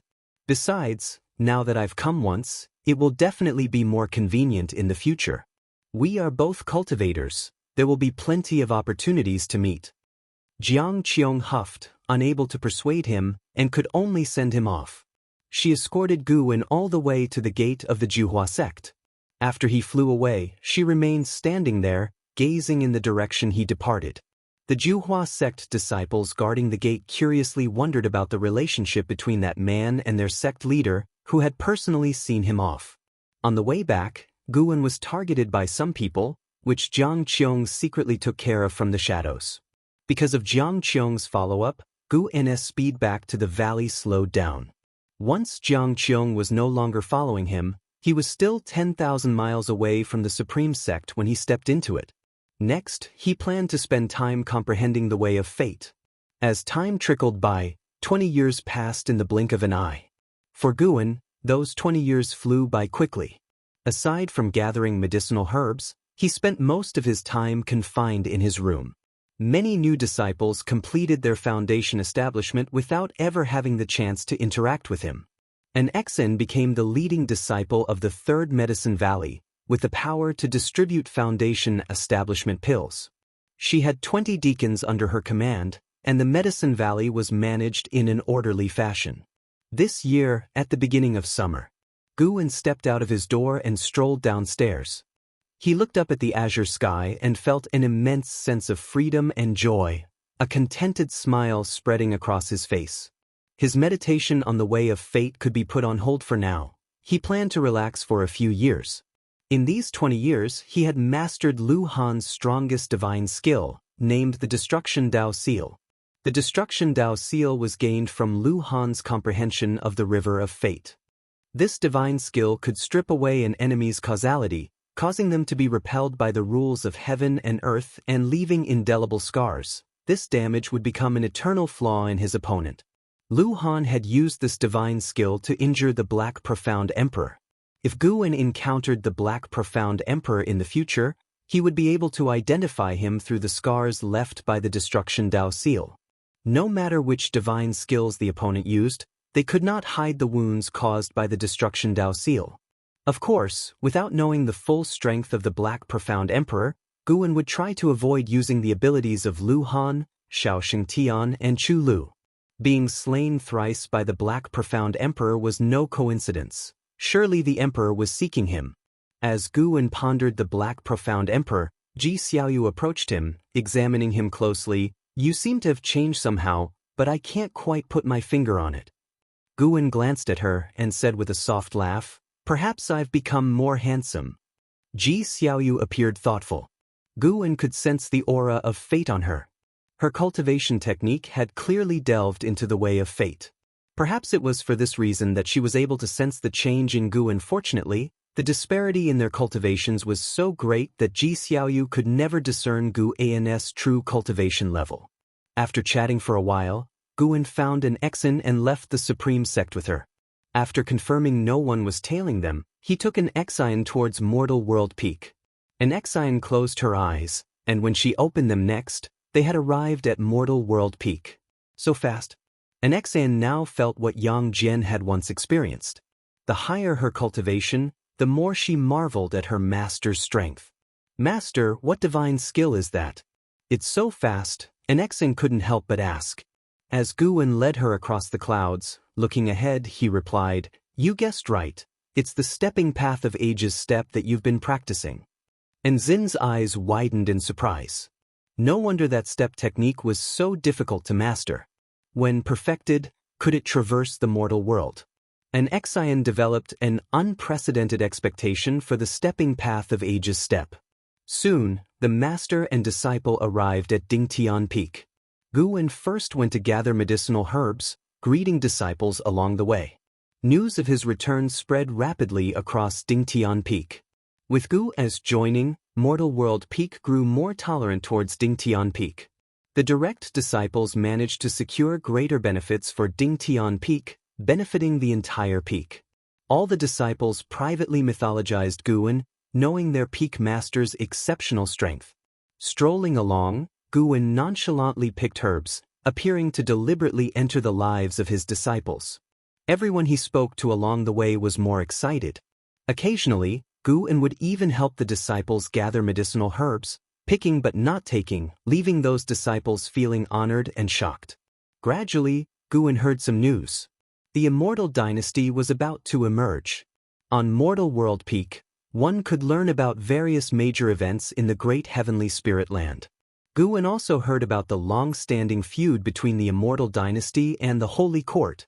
The two forces had been warring for many years until Xianxia ascended the throne, and the mortal world basked in peace at last. Xianxia was certainly the strongest in the great heavenly spirit land, but no one knew how powerful he truly was. The emergence of the Immortal dynasty would inevitably provoke oppression from the Holy Court. Once friction sparked between the two, the tranquil days in mortal world would end. Despite experiencing several calamities, the Broken Sea domain's influence was too small to affect the whole world. Broadly speaking, the great heavenly spirit land had maintained peace for hundreds of thousands of years. Xianxia was also very interested in these events. It was her first time hearing about the Immortal dynasty, and she didn't realize that the mortal world harbored a force capable of contending with the Holy Court. After a while, Guwen took Xianxia to a courtyard on the mountain's peak. Xianxia began cultivating, and Guwen wrote in the yard to relax. His main purpose for coming today was to take a breather. A moment later, he suddenly felt something and looked up. His gaze pierced through the sky and shot out into the depths of the universe. He sensed a strange aura coming from the silent destruction domain. This sensation was distinctly uncomfortable. Before long, he saw a redwood coffin flying out from the darkness. It was a deep red coffin that seemed to have blood plasma sticking to it, surrounded by wisps of black vapor visible to the naked eye. There was something inside the coffin. Could it be another entity targeting the heavenly demon fetus? Guwen thought to himself, with no intention of intervening. The presence and absence of concealment of the deep red coffin must have alerted the Holy Court. Indeed, Guwen saw many figures flying out from the Holy Land where the Holy Court was based, the weakest among them being carefree primordial immortals. What a powerful foundation! Guwen was again shocked by the strength of the Holy Court. This was just the first response team they'd sent out, and it was hard to imagine the terrifying power the Holy Court could unleash if they went all out. However, Guwen saw a divine immortal of wondrous dharma confront the deep red coffin, resisting with his immense mana. He displayed an expression of agony as his flesh rapidly dissolved into blood, spilling onto the coffin and quickly congealing. His immortal soul of wondrous dharma, however, managed to escape by a hair's breadth. Such frightening power! Guwen couldn't see how the deep red coffin had devoured the divine immortal of wondrous dharma. It was a force he had never seen before. One could surmise that the entity within the deep red coffin was not a heavenly demon, or at least not one he had encountered before. The deep red coffin approached the great heavenly spirit land swiftly and irresistibly. It seemed as though the cultivators flying out from the Holy Court had received orders. They all stopped and even made way. What did this mean? Guwen frowned slightly.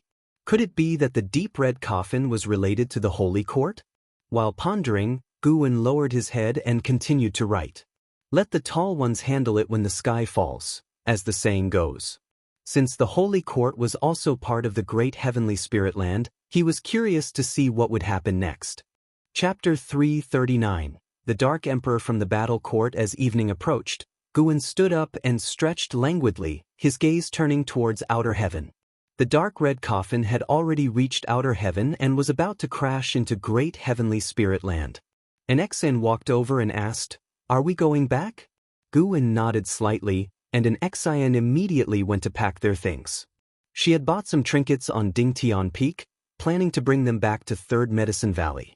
As long as it didn't reveal her relationship with Guwen on Mortal World Peak, he would not stop her.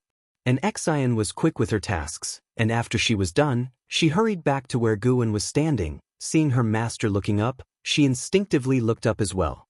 She saw a shooting star streak across the night sky, falling toward the distant land. "What is that?" Xianxia muttered. Guwen didn't answer her. He watched the meteor disappear into the distance and then, with a wave of his sleeve, disappeared into the air with her. After returning to Third Medicine Valley, the master and disciple each returned to their own rooms. Guwen sat in his chair, seemingly admiring the night scene outside the window, but in reality his divine thought was directed towards the dark red coffin far away. The coffin landed on a continent 10 times larger than the Taizong continent, bringing an apocalyptic disaster to all the living beings there. In an extremely short amount of time, that continent turned into a sea of fire, 90% of the life wiped out, with the rest fleeing into the ocean. The impact force from the dark red coffin hitting the ground was still expanding, affecting even more oceans and land.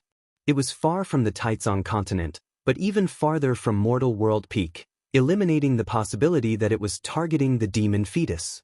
After landing, the dark red coffin stuck at the bottom of a giant pit, motionless, with no sign of the lid opening. Night passed and day rose. Before descending the stairs, Guwen saw that the dark red coffin still hadn't opened, so he stopped thinking about it and went downstairs to follow his disciples in their morning exercise. The morning exercise was a tradition of Third Medicine Valley, and occasionally great cultivators who came to play chess would join in. The discipline during the exercise wasn't strict. Disciples could interact with each other, creating a harmonious atmosphere. After the morning exercise, Yu Yingying approached Xianxia hesitantly. Xianxia was sitting under a tree, with a copy of Journey to the West in his hands. "Have you been feeling inexplicably anxious since last night, feeling very unsettled?" Xianxia asked calmly without looking up at her. Yu Yingying nodded hastily and said, "I've never felt like this before. If I have to become that, you can kill me in advance." Xianxia looked up at her in surprise. Yu Yingying thought he was questioning her and explained in a low voice, "The heavenly demon should not be so easy to perish. My suicide definitely wouldn't work. You are an enlightened monk, you know how to eliminate demons. I don't want to hurt others." Xianxia looked deeply at her and said, "Don't worry, in this lifetime, it is very hard for you to turn into a heavenly demon. The reason you're feeling this is probably because the natural enemy of the heavenly demons has arrived." He had also sensed the commotion from the night before. His cultivation realm was high, and his unease far surpassed Yu Yingying's, which was why he picked up Journey to the West, to try and distract himself. "Really? What is the natural enemy of the heavenly demons? What should I do?" Yu Yingying asked eagerly. Xianxia lowered his head and said, "Do nothing, continue with your cultivation practice, and get used to it." Yu Yingying was stunned and could only walk away full of thoughts. On the other hand, Guwen, who was patrolling Medicine Valley on Blood Prison Great Saint, heard the conversation between Yu Yingying and Xianxia. The natural enemy of heavenly demons? Guwen took off Qingtian Peak from his waist, then lifted it up and sent his divine thought into it. Immediately after, he arrived inside an old temple. He was about to speak when a man in black appeared and asked, "Have you made up your mind?" Guwen shook his head, changing the subject to ask, "Do your heavenly demons have a natural enemy?" The man in black frowned upon hearing this and asked warily, "What do you mean? Since when do heavenly demons have a natural enemy?" Guwen then waved his sleeve, and an illusion appeared between them. The man in black's expression dramatically changed when he saw the dark red coffin. Seeing his reaction, Guwen was not in a hurry. He waited for him to speak. The man in black's hands clenched into fists inside his sleeves. Taking a deep breath, he said through gritted teeth, "He is coming for the great emperor, but his arrival will also bring disaster to great heaven and earth. The fact that he can enter indicates that Holy Court also plans to use him to eradicate the heavenly demons within the great heavenly spirit land." "Who is he?" Guwen asked. "His name is the Dark War Emperor. No one knows his origins. He once wreaked havoc in the Silent Destruction domain. I only know he comes from the ancient Battle Court," the man in black answered. "Battle Court? The forces established by Long Zhan?" Guwen kept his composure and further inquired, "What is the origin of the Battle Court?" The man in black looked at him before saying, "The Battle Court is a legend of the Silent Destruction domain. Legend has it that there once was a force that ruled the Great Thousand World, standing at the peak of the Immortal Path. Whether it was destroyed or left is unknown, that's all I know. What is the Tao level of the Dark War Emperor? I don't know, but definitely very high, the man in black responded, shaking his head at the thought of the Dark War Emperor, making his scalp tingle. All of a sudden, Guwen said, "It seems now that I don't need to leave. I'll just wait for the Dark War Emperor to eliminate the heavenly demons, and the Holy Court will naturally ask him to leave, right?" Upon hearing this, the man in black became panicked and said, "The Dark War Emperor is unpredictable, extremely violent, and will surely bring calamity to mortal world peak. If he devours the great Emperor's demon fetus, he might even start a war with the Holy Court. You won't be able to avoid trouble either." Hearing this, Guwen wasn't alarmed, just stared at him steadily. The man in black gritted his teeth, suddenly knelt down and said solemnly, "Please, Elder, help the great Emperor. As long as you can help with the birthing of the great Emperor, our tribe will owe you a favor. Afterward, I will convey this matter back to my tribe, and you will gain our friendship. In the future, walking in the silent destruction domain will also mean having an ally." "You're joking. What if he decides to attack me?" Guwen said coldly. The man in black looked up and explained, "Don't worry, he has forgotten his past life memories. He is undergoing his own reincarnation stage, which is when he is the weakest. Once he is born, he will be a new being.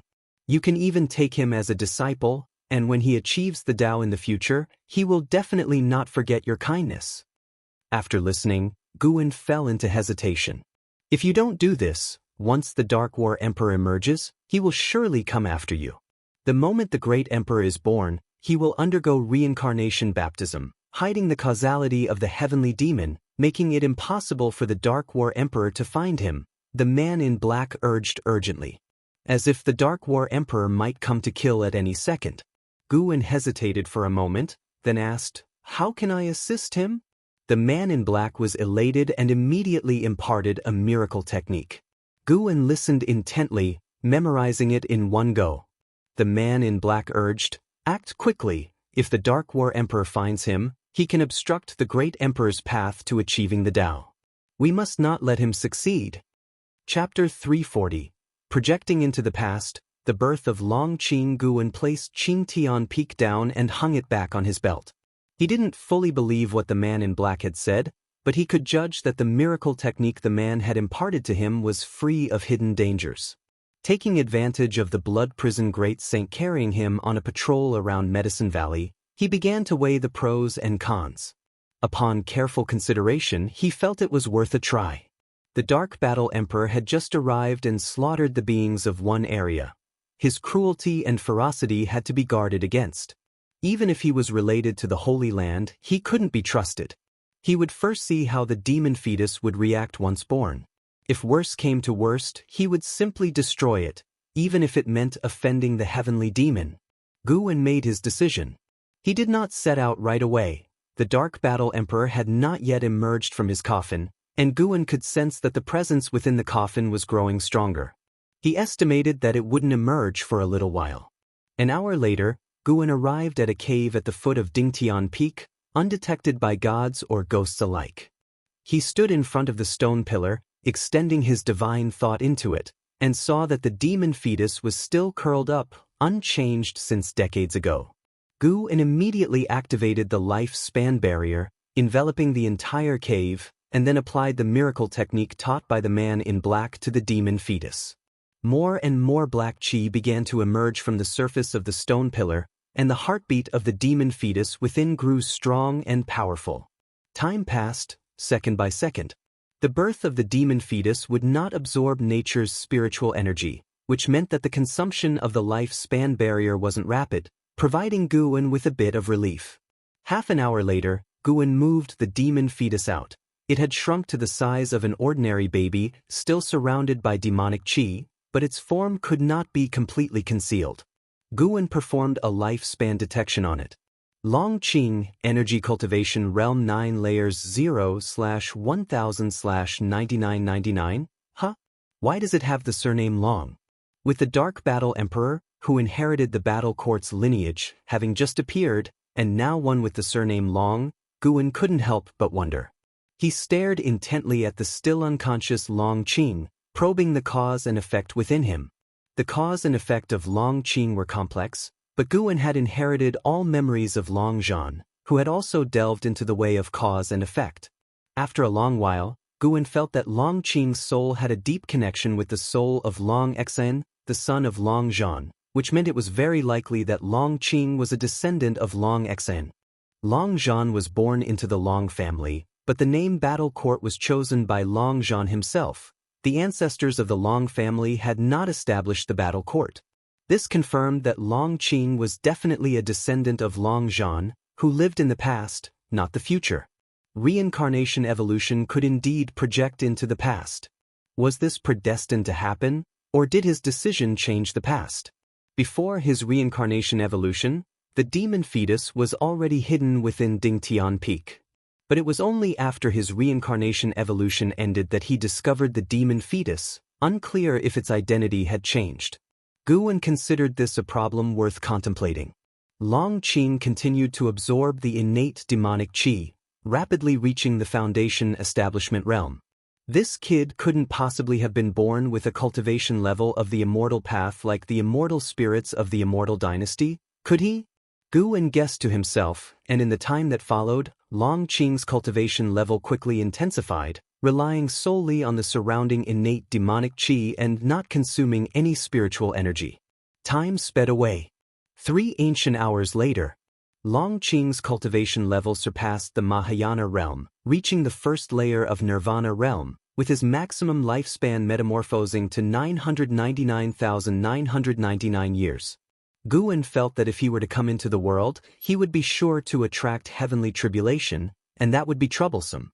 Once Long Qing's increase in cultivation ceased, Guan used the divine skills of Path of Returning Primordial Spirit to suppress Long Qing's cultivation, changing his aura to that of an ordinary person. For now, using the Path of Returning Primordial Spirit, he could also suppress the opposing party's cause and effect.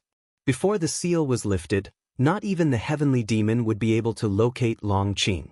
The demonic qi surrounding Long Qing completely dissipated, vanishing in an unfathomable manner. Long Qing slowly opened his eyes. They were big and sparkling, and his small hands remained clenched into fists. Upon seeing Guan, he broke into a smile, his little mouth opened, and he let out a giggling sound. For some reason, seeing the newly born Long Qing made Guan suddenly think of Long Xin's appearance when he was born. They were exactly alike. A smile appeared on Guan's face as he began to play with Long Qing. During this process, Guan once again experienced the feeling Long Zhan had when he faced his son for the first time. The descendants of the Battle Court and the Long family arriving in the great heavenly spirit land seemed a little too coincidental. Guan silently stayed on guard, vowing to never reveal his true cultivation level to anyone around him, not now nor in the future. He had to keep up the act. In life, one must always keep something in reserve. Guan performed the stepping path of ages step and stepped outside the supreme sect, then lifted the lifespan barrier. He took robes from his storage bag and wrapped the little Long Qing in them. Sunlight poured down, causing little Long Qing to become even more excited, laughing nonstop, his small hands reaching around in a futile attempt to grab at things, for his arms were too short to reach anything.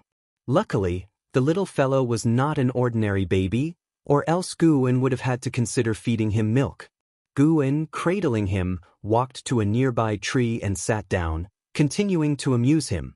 Bringing a child back all of a sudden was bound to attract attention, so Guan decided to wait until evening to return, so he could fabricate a reason. The woods were filled with the chirping of birds and the fragrance of flowers, and Guan listened to little Long Qing's laughter as his thoughts drifted away. Visions from his reincarnation evolution surfaced before his eyes. It was in the great hall of the battle court, with Long Zhan standing with his back to Long Xen atop the hall. Long Xen questioned him about why he had become so ruthless, but Long Zhan did not answer. "Father Emperor, I preferred you back when you took me hunting in the mountains. Though you were not invincible, you were more like a father." Long Xen left after uttering those words, and from that point on, father and son never saw each other again until Long Zhan's downfall. Deep in thought, Guan couldn't help but be moved. He would take it as a lesson not to obsessively seek power. His current state was just fine, constantly increasing his strength while maintaining good relationships with those around him. Guwen looked up at the sky beyond the woods. From here, the sky seemed truly high. At dawn, the disciples of the Third Medicine Valley had just finished their morning exercises, and an Xian turned her head and saw Guwen walking down from the transmission array platform, carrying something in his arms. An Xian immediately approached, and some disciples who were close to Guwen followed suit. When they saw that Guwen was holding a baby, they exclaimed in surprise, "Master, where did this child come from? Wow, so cute, can I hold him? A boy or a girl? Master, what's his name? He's smiling at me." Faced with the disciples' inquiries, Guwen said that the male infant was one he had found in the forest and that he was unable to find its parents, so he had no choice but to bring him back to raise. The disciples didn't question it because their master indeed had such kindness. An Exan in particular thought of herself, her eyes reddening slightly, her gaze towards Long Qing growing even closer. However, Guwen did not let them hold him but carried Long Qing back to his own attic. Arriving in front of the attic, Ji Xiaoyu came out of her room to his side, curiously looking at the child in his arms. "He looks quite a bit like you," Ji Xiaoyu blurted out inexplicably, her eyes full of insinuation. Guwen replied, displeased, "You don't think this is a child someone secretly bore for me, do you?" Ji Xiaoyu smiled and did not continue the conversation. Guwen couldn't be bothered with her any longer and carried Long Qing upstairs. In the distance, Shen Xinzi calculated Long Qing's fate with his fingers and found that it was consistent with what Guwen had said, so he did not take it to heart. Though the disciples were curious about Long Qing, they did not pay too much attention, but they noticed that, in the following days, Guwen carried Long Qing wherever he went, prompting them to wonder. Months passed. Autumn arrived. The deep red coffin harboring the Dark Battle Emperor had still not opened, but many cultivators had gathered on the desolate continent, even setting up a large array near the coffin. One day, Yilan brought Zhenqin to visit Guwen. Upon seeing a baby in Gu An's arms, the two women were shocked, and Yilan breathed a sigh of relief when she learned that the baby was not Gu An's child.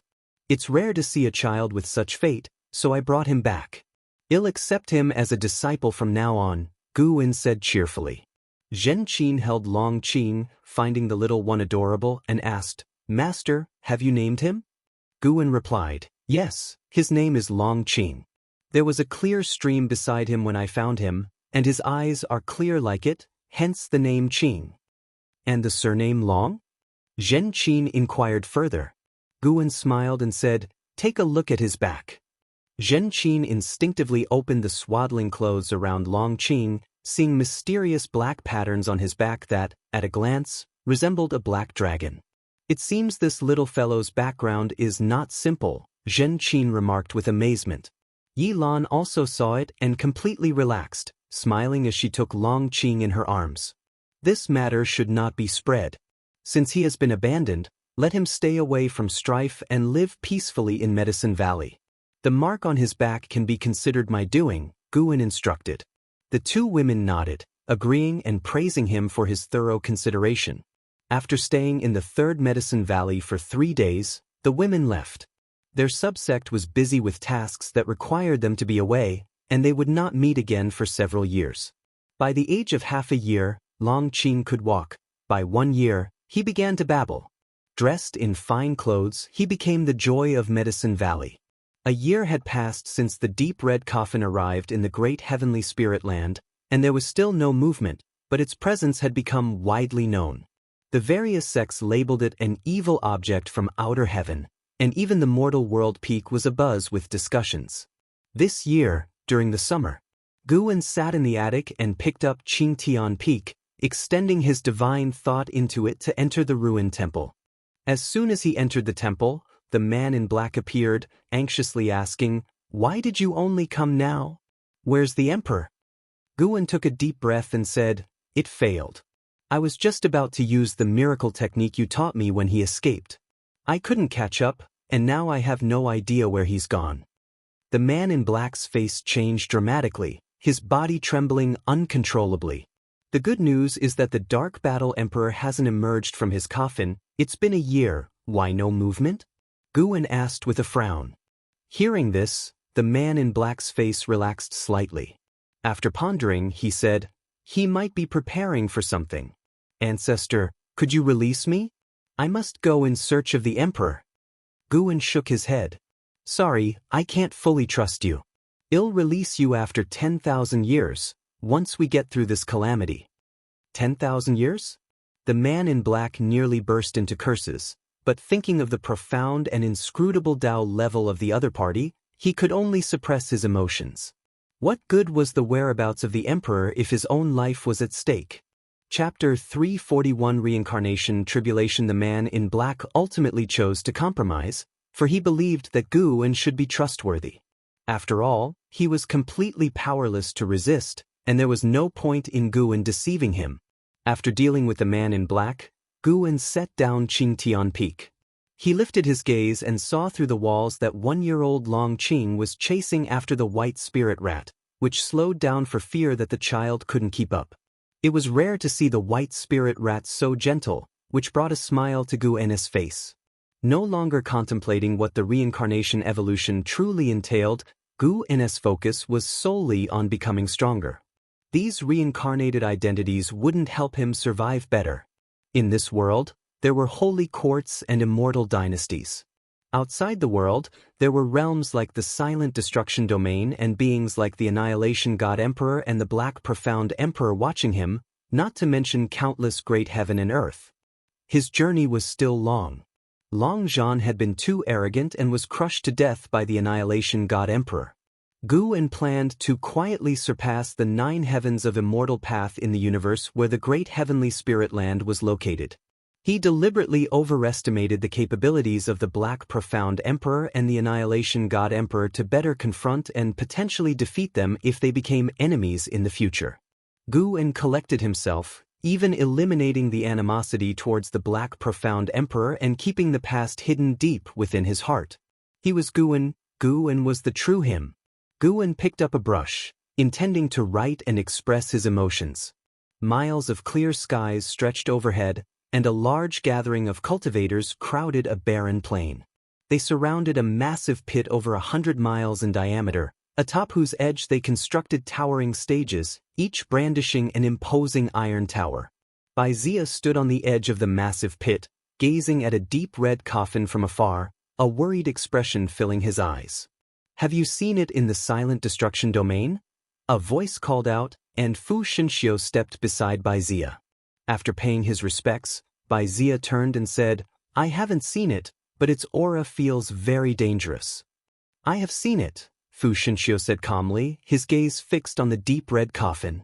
Wuxia looked at him in surprise, only to hear him continue, wherever this evil coffin appears, heavenly demons retreat, leaving nothing but remains. Even the heavenly demons fear whatever resides within it.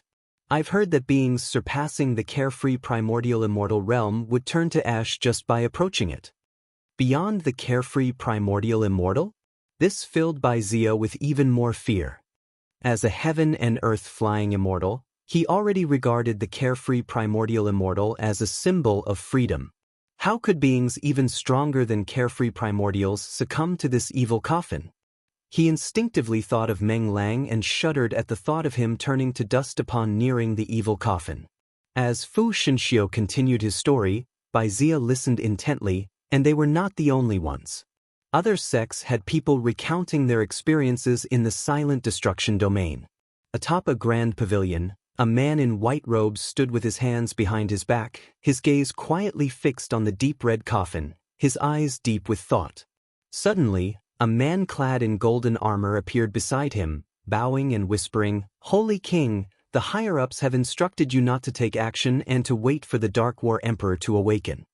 Hearing this, the man in white robes narrowed his eyes, lost in thought and not replying. The man in golden armor spoke again in a low tone, Holy King, something about this doesn't feel right. While the heavenly demons bring trouble to the mortal world from time to time, Xianxia never acted like this when he was here. Didn't Xianxia always say that anything from outer heaven is an enemy? Since when do we ask enemies for help? He wasn't concerned about being overheard. The many restrictions within the pavilion would prevent high-level eavesdropping. Remaining expressionless, the man in white replied, "It is now the era of the holy minister, and it will be for a long time. If you wish to have a foothold in the holy court, you must learn to feign ignorance." The man in golden armor appeared angry as he clenched his teeth and asked, "Where has Xianxia gone to, and why does he trust the holy minister so much?" The man in white robes spoke calmly, "Reincarnation tribulation is a path every mighty individual must tread. Xianxia has already delayed it for far too long. What might happen if we wait any longer, nobody knows." Reincarnation tribulation? Has Xianxia reincarnated? The man in golden armor furrowed his brows. Shaking his head, the man in white robes replied, "Your realm is not high enough to understand. Don't ask too much. All you need to know is this. If the holy court truly faces an existential crisis, Xianxia will surely return. Until then, let the holy minister make a fuss. The greater the uproar, the better it might be for us. Don't forget that the holy god is also unsatisfied with the holy minister." The man in golden armor's expression fluctuated before he bowed and took his leave. The long hair of the man in white robes fluttered gently in the breeze as he continued to watch the deep red coffin silently. The summer day was blisteringly hot. Guwen, riding on the blood prison great saint, was heading towards the third medicine valley, looking into the distance. A Tao void mysterious immortal had appeared near the deep red coffin. This was the first time Guwen had sensed the aura of a Tao void mysterious immortal. He guessed the individual was from the holy court.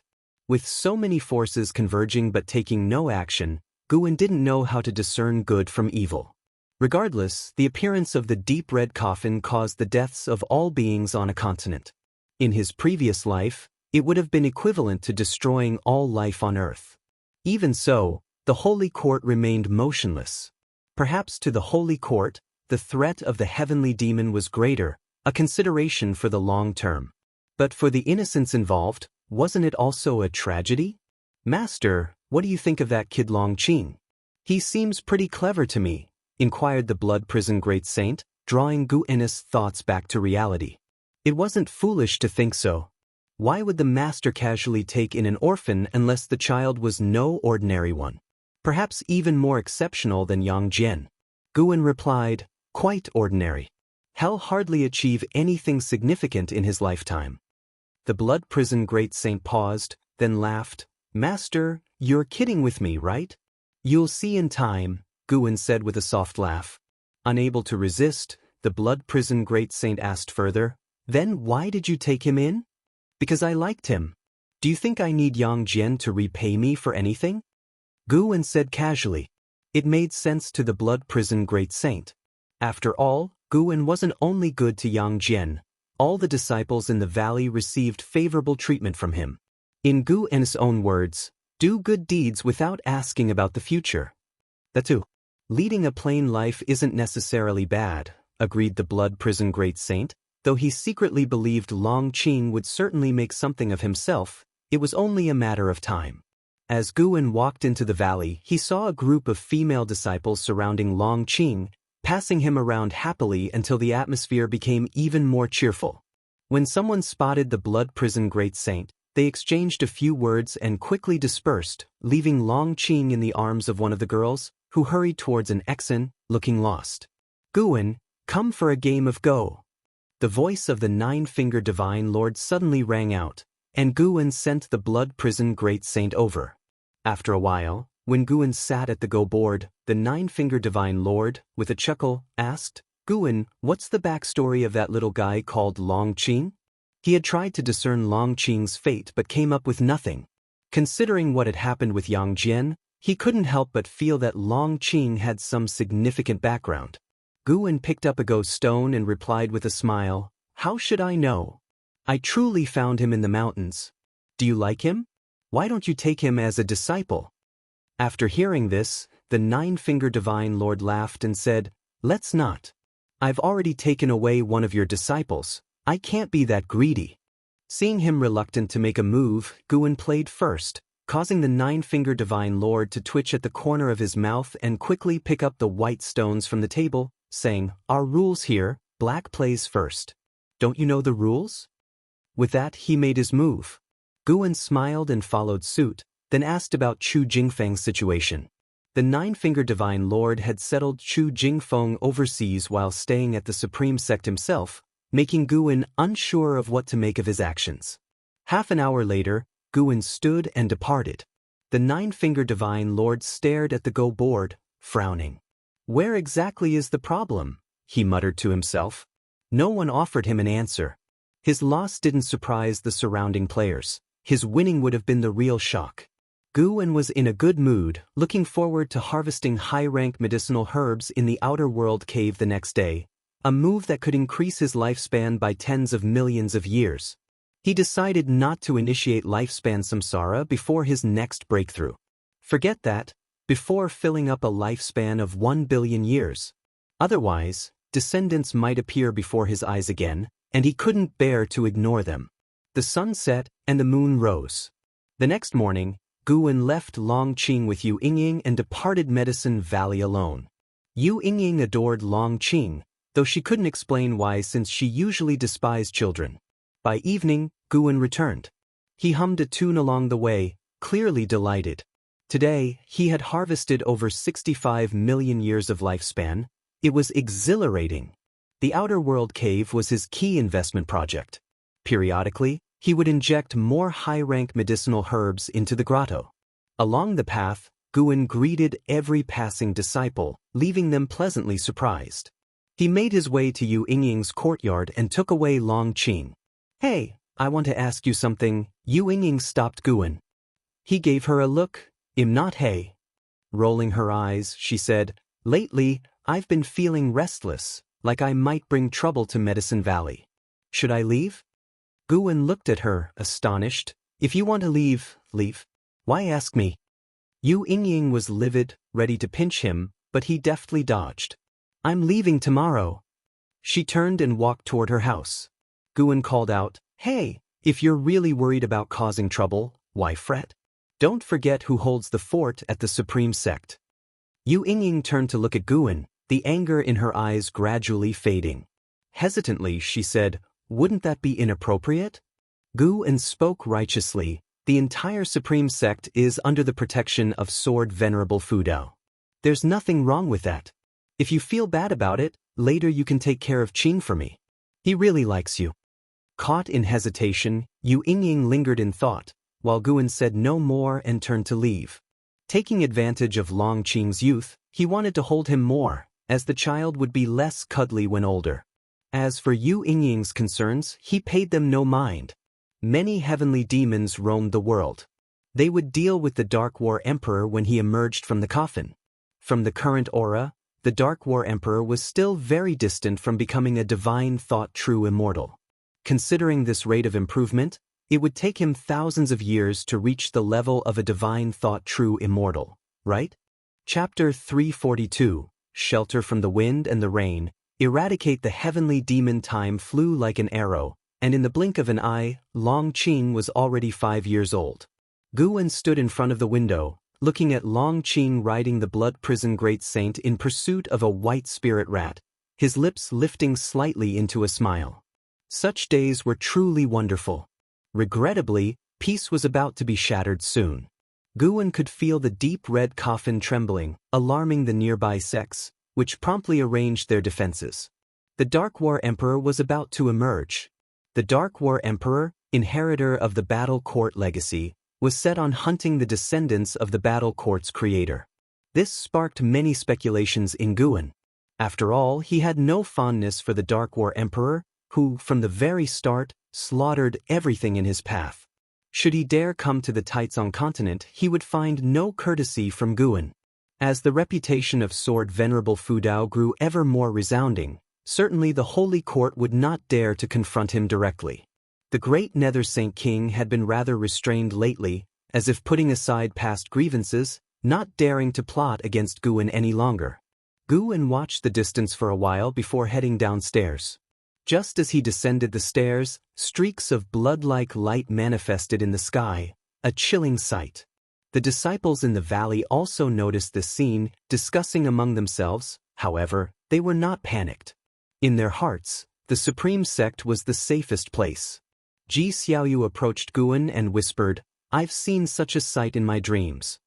Guan was not surprised, given that the Reincarnation Path Emperor had ventured into the silent destruction domain. Following her lead, Guan asked, "For what reason? What is going to happen?" Ji Xiaoyu looked up at the sky and said, "I'm not sure, but after such an omen appears, a massacre will follow."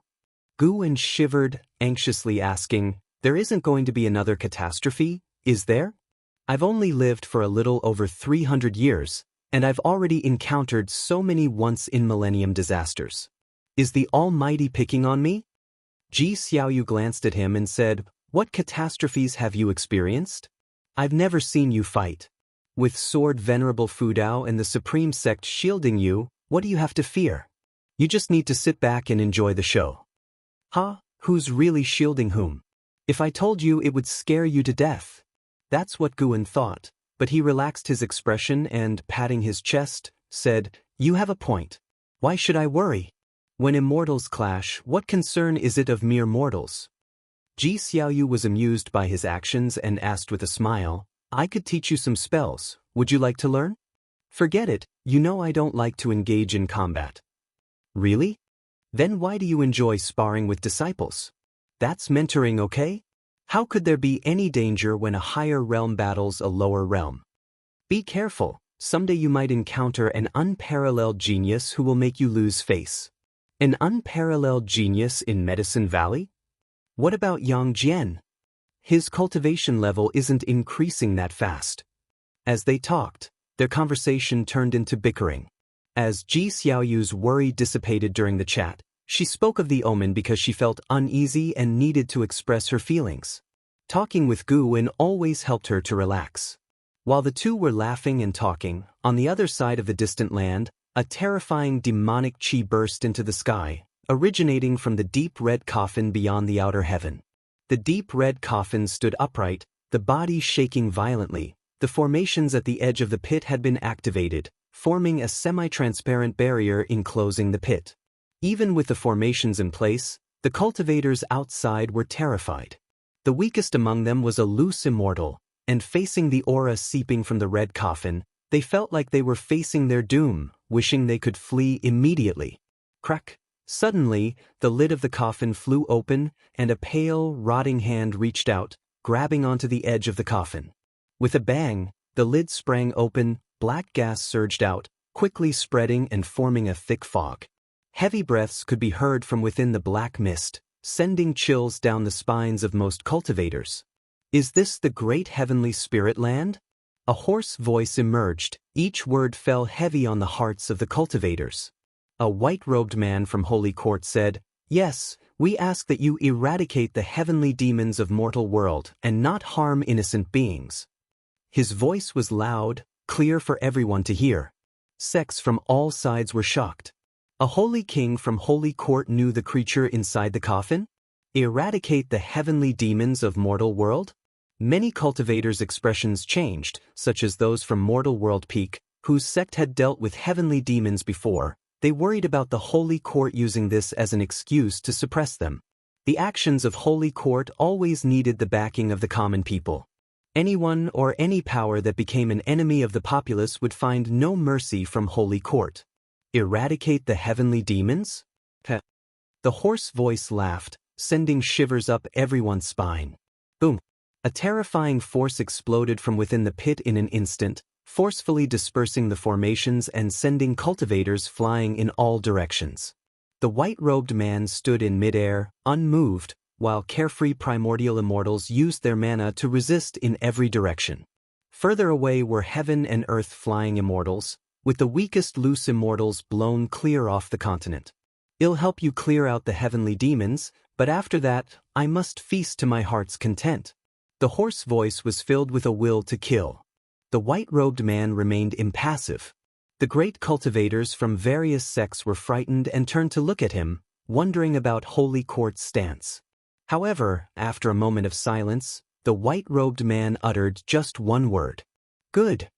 That word caused all great cultivators' faces to drastically change, looking at him in disbelief. In Supreme Sect, the Third Medicine Valley. Truly terrifying. Guwen, sensing the aura of the Dark War Emperor, thought this to himself. The Dark War Emperor had already reached the aura of a Tao Void mysterious immortal, and the entire great heavenly spirit land could feel his terrifying presence. The Immortal Dynasty and Holy Court remained unmoved, while sects throughout the world began to stir, with many directly activating their defenses in anticipation. Guwen's gaze turned to Immortal Seeking Island. The movements on the island were swift, they had already started forming their defenses. This aura, Ji Xiaoyu, standing beside Guwen, furrowed her brows, her face revealing concern. Guwen kept silent and walked towards Long Qing. Suddenly, the dreadful pressure that had descended caused Long Qing to cry out in fear, with Yu Yingying unable to console him. Under a tree, Xianxia put down his book, his gaze towards the horizon where the sky was filled with blood-red light, causing his mind to race even more. He felt like disaster was imminent. "What in the world is it?" Xianxia murmured, frowning. As Guwen approached Long Qing, he felt the aura of the Dark War Emperor shift to another location, followed by the complete disappearance of the vibrant life force of that land. With the Dark War Emperor's aura enhanced, though the increase was not significant, his actions still caused Guwen to frown. What infuriated him most was that Holy Court actually allowed such recklessness. He was very disappointed in Holy Court. "Master!" Upon seeing Guwen, Long Qing immediately threw himself into Guwen's embrace. Guwen patted his back and picked him up, whispering comfortingly, "Don't be afraid, your master is here." For some reason, as Guwen drew near, Yu Yingying's panic unexpectedly lessened, prompting her to instinctively lean towards Guwen. Guwen looked at the pale-faced Yu Yingying and asked, "Are you okay?" Yu Yingying stood beside him, gripping his sleeves tightly and shaking her head slightly. At that moment, Guwen sensed a great influx of forces entering the Taizong continent, their cultivation levels uneven, with the strongest being merely of the mystic heart realm. Such cultivation was not worthy of his concern, yet it coincided with this critical juncture. Chapter 343, Darkness Strikes. The moment of despair. On the edge of the Taizong continent, dozens of ragged people were heading toward the forest on a beach. A young girl was supporting her elderly grandfather, her eyes filled with terror as she looked up at the blood-light phenomenon in the sky. "Grandpa, they let us come here. Could there be any scheme?" the girl asked cautiously, her face smeared with dirt, but it couldn't hide her bright eyes. Her grandfather shuffled forward weakly and said breathlessly, "Things will get better." Not only them, but other people nearby were also worried and hopeful. Across the edge of the continent, many such people were moving toward the interior of the continent. Those with higher cultivation levels disappeared quickly, while those with lower cultivation levels could only proceed on foot. Guwen took in these scenes. With his divine sense he could tell these people were all reincarnated demons. Their soul origins shared the same karma as Yu Yingying and Xianxia. These people all came through teleportation arrays, and as soon as they arrived, the arrays quickly disappeared. Guwen probed their karma, gaining some information. Heavenly Prison. These people were from Heavenly Prison. They also didn't know why they were driven here by the authorities of Heavenly Prison. Although the karma and chi fortune of Heavenly Prison weren't connected to the Holy Court, Guwen knew without thinking that it had something to do with the Great Nether Saint King. After all, his enemies were few, and only the Great Nether Saint King had the means to do such a thing. Sending so many reincarnated demons, wasn't it just to attract the Dark Emperor of War? Guwen disdained such tactics, but it was good in a way. If it could lure the Dark Emperor of War to come earlier, it would reduce the loss of life, and Sword Venerable Fudao would have a legitimate reason to act. "Master, what exactly is that in the sky?" Long Qing looked up, his little face filled with fear. Anyone seeing him would have a hard time associating him with the great emperor of the Silent Destruction Domain. Guwen patted his head and comforted softly, "It's nothing, maybe it's going to rain. Didn't you say you'd be a man after turning 5? How can you still cry?" Hearing this, Long Qing quickly wiped away his tears, clenched his little fists, and said, "I'm not crying. I just got sand in my eyes." Yu Yingying next to them was also amused by his words, lightening the tense atmosphere. Gu En put Long Qing down and then looked at Yu Yingying with a smile and asked, "You're not going to keep holding on to me, are you?" At this, Yu Yingying promptly let go of her hands and blushed, scoffing, "Pa, who wants to hold on to you? Really? Just now, someone almost ripped off my sleeve." That was an accident. While the two were bantering, the protective formation of the Supreme Sect was activated, a majestic light rose in the distance, and figures of cultivators flew over the Third Medicine Valley. The Supreme Sect quickly entered a state of readiness for battle. The Nine-Fingered Divine Lord stood up, looked into the distance and said, "Trouble again. It seems we can't finish this game of chess today." The old cultivator sitting opposite him took a deep breath, about to say something, when the Nine-Fingered Divine Lord suddenly disappeared. Xianxia under a distant tree also stood up and vanished in place. Below the rolling thunderclouds, the land was engulfed in blazing flames, akin to a mortal world hell. A figure strode through the fire, dressed in worn black battle armor, with curly black hair, his hands and feet festering and bubbling with blood, his slightly hunched back visible under his disheveled hair, and his terrifying face revealed beneath the tangled locks. His face was festering too, only his eyes intact, his lips were gone, revealing a frightening mouthful of teeth. He was the Dark Emperor of War. He advanced while exhaling turbid breath. His gaze turned to the distance, only to see a man in white robes suspended in the sky looking at him. He glanced and then withdrew his gaze. He stopped, straightened his body, as if sniffing at something. Then, he suddenly turned his head toward a direction and vanished from the spot. The next second, he appeared under the blue sky and dove down through layers of cloud sea, scattering clouds for thousands of miles with an unstoppable force, crashing toward the ground. Boom! Terrifying flashes of fire lit up the world, with a destructive force erupting from a point on the continent, sweeping in all directions. The green mountains and rivers turned charred black in its wake. Countless lives were extinguished in an instant. "That's enough." The voice of the man in white echoed, laden with an oppressive tone. Following that, the evil laughter of the Dark Emperor of War rang out, adding a layer of horror to the shattered world. Simultaneously, inside the Third Medicine Valley, Gu En felt a divine sense sweep over, surpassing the divine immortal of wondrous Dharma. It must be the divine sense of the Dark Emperor of War. As expected, the Dark Emperor of War was still attracted by the karma of the demons on this land. Gu En walked toward the transmission array platform. "Where are you going?" Ji Xiaoyu's voice reached Gu An's ears as he turned around to see her watching him from a distance. He replied using the sound transmission skill, "I'm going to Mystic Valley to take a look. There's no need to worry about me with so many people here." After hearing this, Ji Xiaoyu could only nod, then watched him leave. Gu En passed through the teleportation array to Mystic Valley, where Lu Jiujia gathered his disciples, all discussing the sudden terrible phenomenon. "Master has arrived!" A disciple exclaimed in surprise. Everyone turned, showing faces of relief. The Dark Emperor of War's oppression was bone-chilling, and the disciples couldn't help worrying about what would come next. Seeing Gu En gave them more peace of mind. Gu En walked toward his disciples, and at the same time, he felt Nine-Fingered Divine Lord locking his divine sense on him. It seems the Nine-Fingered Divine Lord suspected him to be related to Sword Venerable Fudao. Interesting. Just then, living beings across the Taizong continent suddenly felt suffocated. Regardless of their cultivation level, they all had this sensation. But this feeling was momentary, gone in a flash. "What's going on?"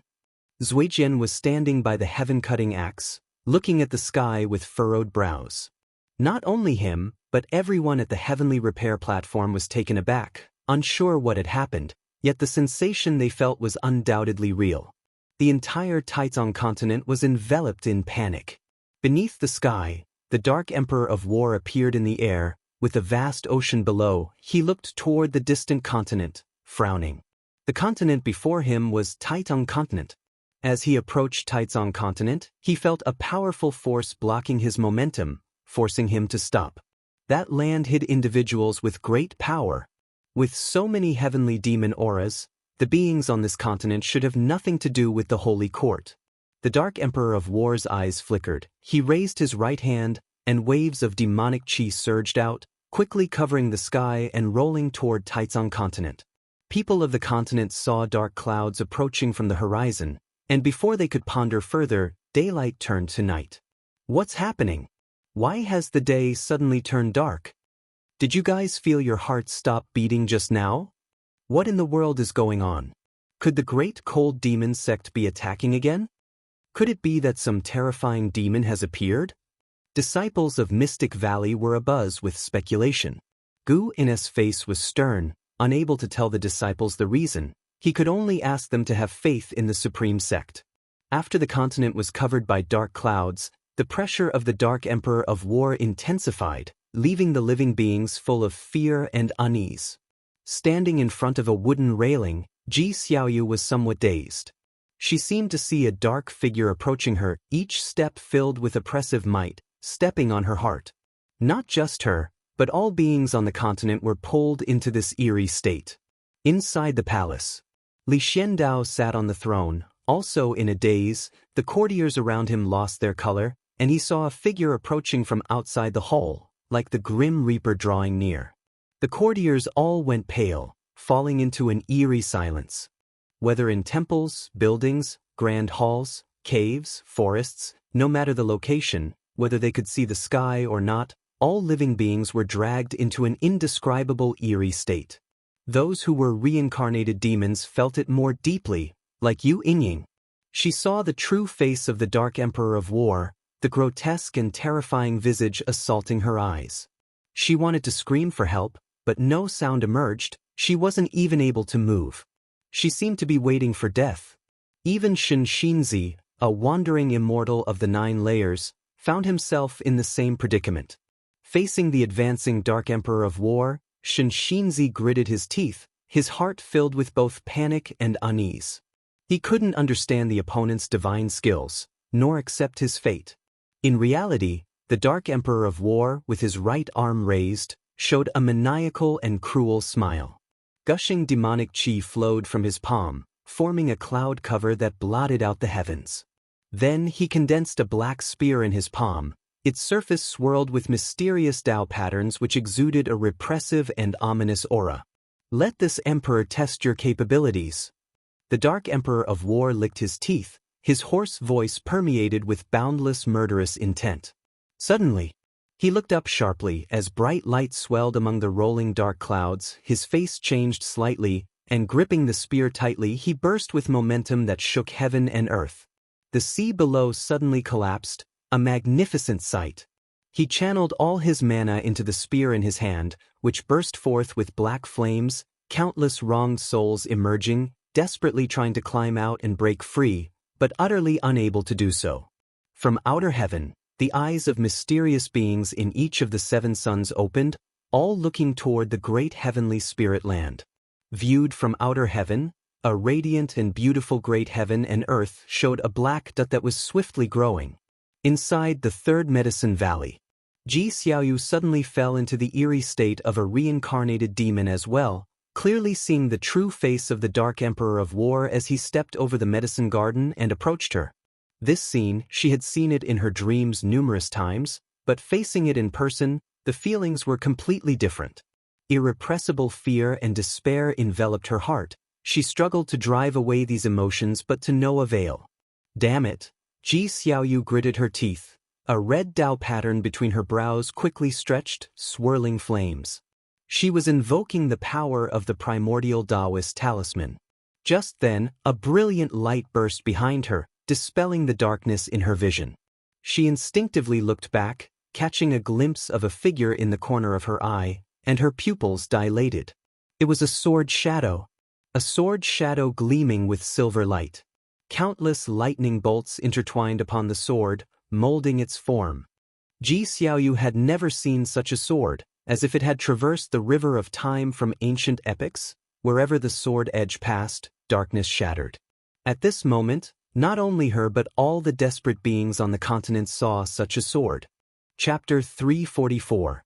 Eternal Boundless Divine Sword. When the sentient beings of the continent trapped in terrible illusions saw a mysterious sword shadow, in reality, The Dark Emperor also spotted that sword shadow. The sword shadow faced by the Dark Emperor was even more majestic and overwhelming. The dark clouds that obscured the sun were filled with sword light, the thunder clouds parted, and a massive silver blade pierced through the clouds, as if an unimaginably colossal deity was swinging a sword from beyond the heavens. The part of the blade exceeding the clouds was larger than mountains. Faced with such a gigantic sword, the Dark Emperor, with a rifle in both hands, seemed so insignificant. After a brief moment of astonishment, a crazed expression appeared on his face. How domineering the sword intent is. I didn't expect someone in this world to achieve such a level in the sword Dao. The Dark Emperor said with a laugh, his voice as loud as thunder, his momentum skyrocketed, and his rifle burst out with terrifying black flames. As soon as his words ended, he gripped the rifle with both hands and thrust forward violently. With that thrust, the clouds in the sky instantly burst apart, and the gigantic and mysterious sword shadow was completely revealed. It was a sword shadow larger than any mountain range in the world, its hilt seeming to be housed in the outer universe, delivering a strong visual impact. Boom! The violent black flame, like a sea dragon, collided with the shocking sword shadow, and almost instantly, the sentient beings on the continent awoke. Before their eyes was a mysterious sword shadow tearing apart illusions, pulling them back to reality. They instinctively looked up, and then saw a scene they would never forget in their lifetimes. A silver sword shadow floated in the sky, of unimaginable vastness, indescribably colossal. In Mystic Valley, Guan and his disciples looked up at the sword shadow in the sky together. The eternal boundless divine sword. This was the enhancement from the boundless sword of suppressing the stars. This was also the first time Guan used this swordsmanship. Standing among his disciples, his face showed a shocked expression, making it difficult to associate him with the sword shadow in the sky. The divine sense of the nine-fingered divine lord had disappeared, evidently also diverted by the scene above. With a focused gaze, Guan caused the eternal boundless divine sword to burst out with dazzling light, overshadowing all things under heaven and earth. Then, with an unstoppable force, it dispelled the black flames and attacked the Dark Emperor. The Dark Emperor's face drastically changed. He used his divine skills at that moment. His body transformed into black mist. The eternal boundless divine sword rolled over, the black mist dissipating, gone in an exceedingly short time. Outer heaven. Within the dim starry sky, the Dark Emperor appeared out of thin air. He turned to look toward the distant great heavenly spirit land, his face showing an expression of fright. This sword intent actually contains powerful causality forces. The Dark Emperor was secretly shocked. Thankfully he possessed profound divine skills, breaking free from the suppression of the sword intent in an instant, escaping to the universe. He suddenly realized something and instinctively looked up, his eyes bulging. He saw the eternal boundless divine sword appearing right above him, rapidly descending toward him. In fear, he hurriedly used his divine skills again, but wherever he went, as long as he looked up, he could see the eternal boundless divine sword, each teleportation bringing it closer to him. The Dark Emperor felt the despair that the sentient beings of Taizong continent had felt earlier, but even more intensely. It was like an inescapable destiny. Meanwhile, in the eyes of the continent's sentient beings, the eternal boundless divine sword mysteriously disappeared, but fierce winds kicked up, the forests swayed like waves, and the mortal spirits raised their hands to cover their faces. After the tumult subsided, the sentient beings looked up, only to see the phenomenon of blood light in the sky dispersing. At first glance, it appeared as if dusk was setting. After a brief silence in Mystic Valley, the disciples cheered in unison. The entire supreme sect was like a pot exploding. The roaring noise trembled the heavens. Was that sword just now? Wasn't I dreaming? How vast was that sword intent? The sword Dao can actually reach such levels? Did you see a black shadow? I seem to have been dragged into the illusion realm just now, then I saw a sword save me. I saw that too, I felt the same way. It must be sword Venerable Fu Dao. Only he could possess such sword intent. He has saved us once again. Disciples from various cities of the Supreme Sect were all greatly exhilarated. the divine skills of the Dark Emperor made everyone feel his terror, and because of this, they were amazed and surprised by the power of Sword Venerable Fudao. Just the spectacular sword shadow that appeared earlier was enough to overturn the sentient being's understanding of the Sword Dao. Just how strong was Sword Venerable Fudao? How far does the end of the Sword Dao reach? Gu En also excitedly discussed with his disciples until a prompt appeared before him. You have successfully seized 207,632 years of lifespan from the Dark Emperor, Dao Void Mysterious Immortal Realm Second Layer. Gu En could seize 1 to 2% of an enemy's lifespan, signifying the Dark Emperor still had over 2 million years of lifespan. How long could a Void Mysterious Immortal live his maximum? Gu En felt pleased. The first time he deployed the Eternal Boundless Divine Sword, the effect was satisfactory. This also proved the results of reincarnation evolution. He comprehended the rule forces, then condensed his own rule forces, injecting them into his divine skills, making them more mysterious. Once the Eternal Boundless Divine Sword was unleashed, it locked onto the Dark Emperor's causal aura. Wherever he fled, the Eternal Boundless Divine Sword would follow, unless the Dark Emperor could dissipate the causality. Unfortunately, in such a short period, even if the Dark Emperor had means to dissipate causality, it was too late to discern the reasons. Gu En could sense that there was another Dao Void Mysterious Immortal watching from afar. He chose not to direct his gaze there. Soon, that mysterious immortal left. After instructing the disciples of Mystic Valley with a few words, Gu En returned to the Third Medicine Valley, where it was bustling with excitement as everyone excitedly discussed the recent spectacle. Gu En stepped down from the transmission array platform and saw Xianxia in the distance, gazing blankly at the sky, lost in thought. Yu Yingying, holding Long Qing, walked over quickly. She approached Gu En, excitedly saying, "Did you see just now? Sword Venerable Fudao's Sword Dao is unbelievable. That sword felt like it flew in from beyond the heavens." She grew more excited as she spoke, becoming even incoherent toward the end. Long Qing spread his arms, gesturing how immense the heavenly sword was earlier. Gu En also acted very excited, even describing the sensations he experienced while in the illusion realm. However, he was pondering another matter in his mind. That was about Heavenly Prison. The reason the Dark Emperor came here was because the people of Heavenly Prison released heavenly demons into Taizong continent. This matter was unlikely to end here. I wonder what the origin of that dark shadow just now was. Will he come again? I hope Sword Venerable Fudao has already annihilated him. Yu Yingying spoke anxiously, and Gu En could only comfort her by trusting Sword Venerable Fudao. He was also unclear about the origins of the Dark Emperor, but could be sure that the Dark Emperor had no blood relations with the Long family, no causal connections whatsoever, and importantly, the Dark Emperor's true form was not of the human race. After chatting for a while with Yu Yingying, Gu En finally excused himself, then went on to talk briefly with an Xian, Ji Xiaoyu, and others. The impact of this battle was bound to last a long time. In unseen distant places, many great cultivators peaked at this battle. The power of Sword Venerable Fudao shocked countless people. Wiping out the Great Cold Demon sect had already spread the name of Sword Venerable Fudao into the sight of the great sects, but for the great sects, Sword Venerable Fudao was at most a formidable figure.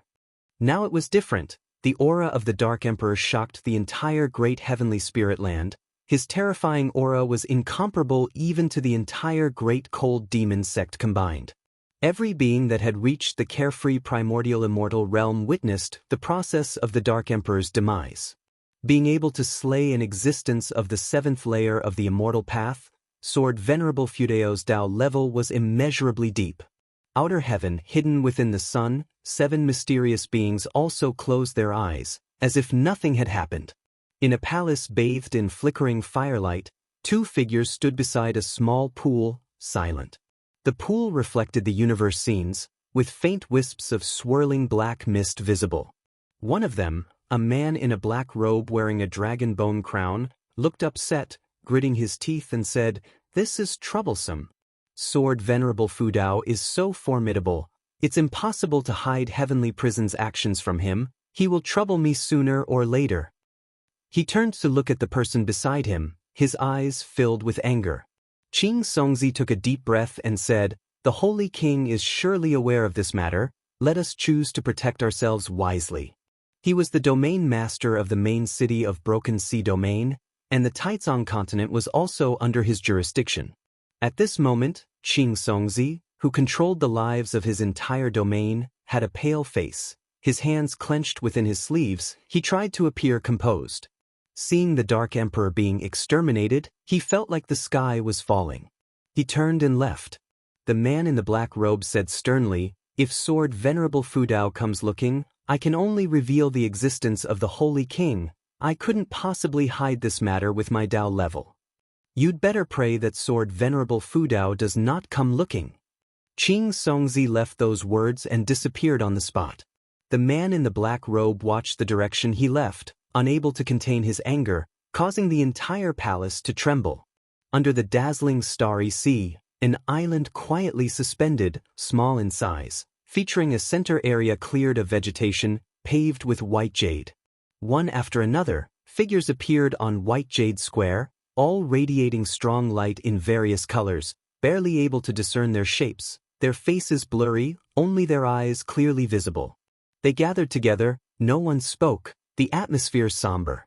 "Holy Minister, was it your idea to let the dark beings in?" a large figure asked coldly.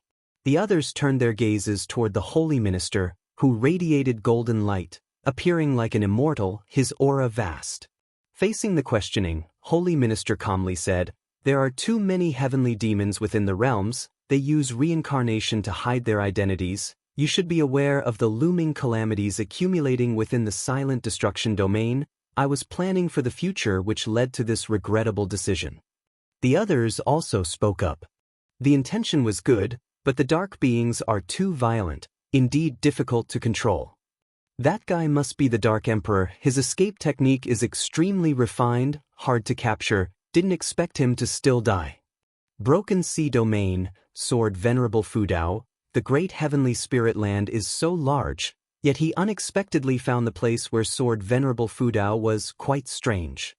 Indeed, each time Sword Venerable Fudao strikes, it seems as if he is protecting himself. If the Dark Emperor specifically came for him, why involve two continents?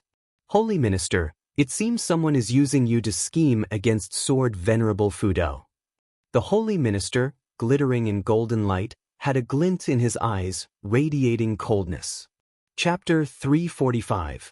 The Holy Minister appears mortal world peak, atop a mountain summit.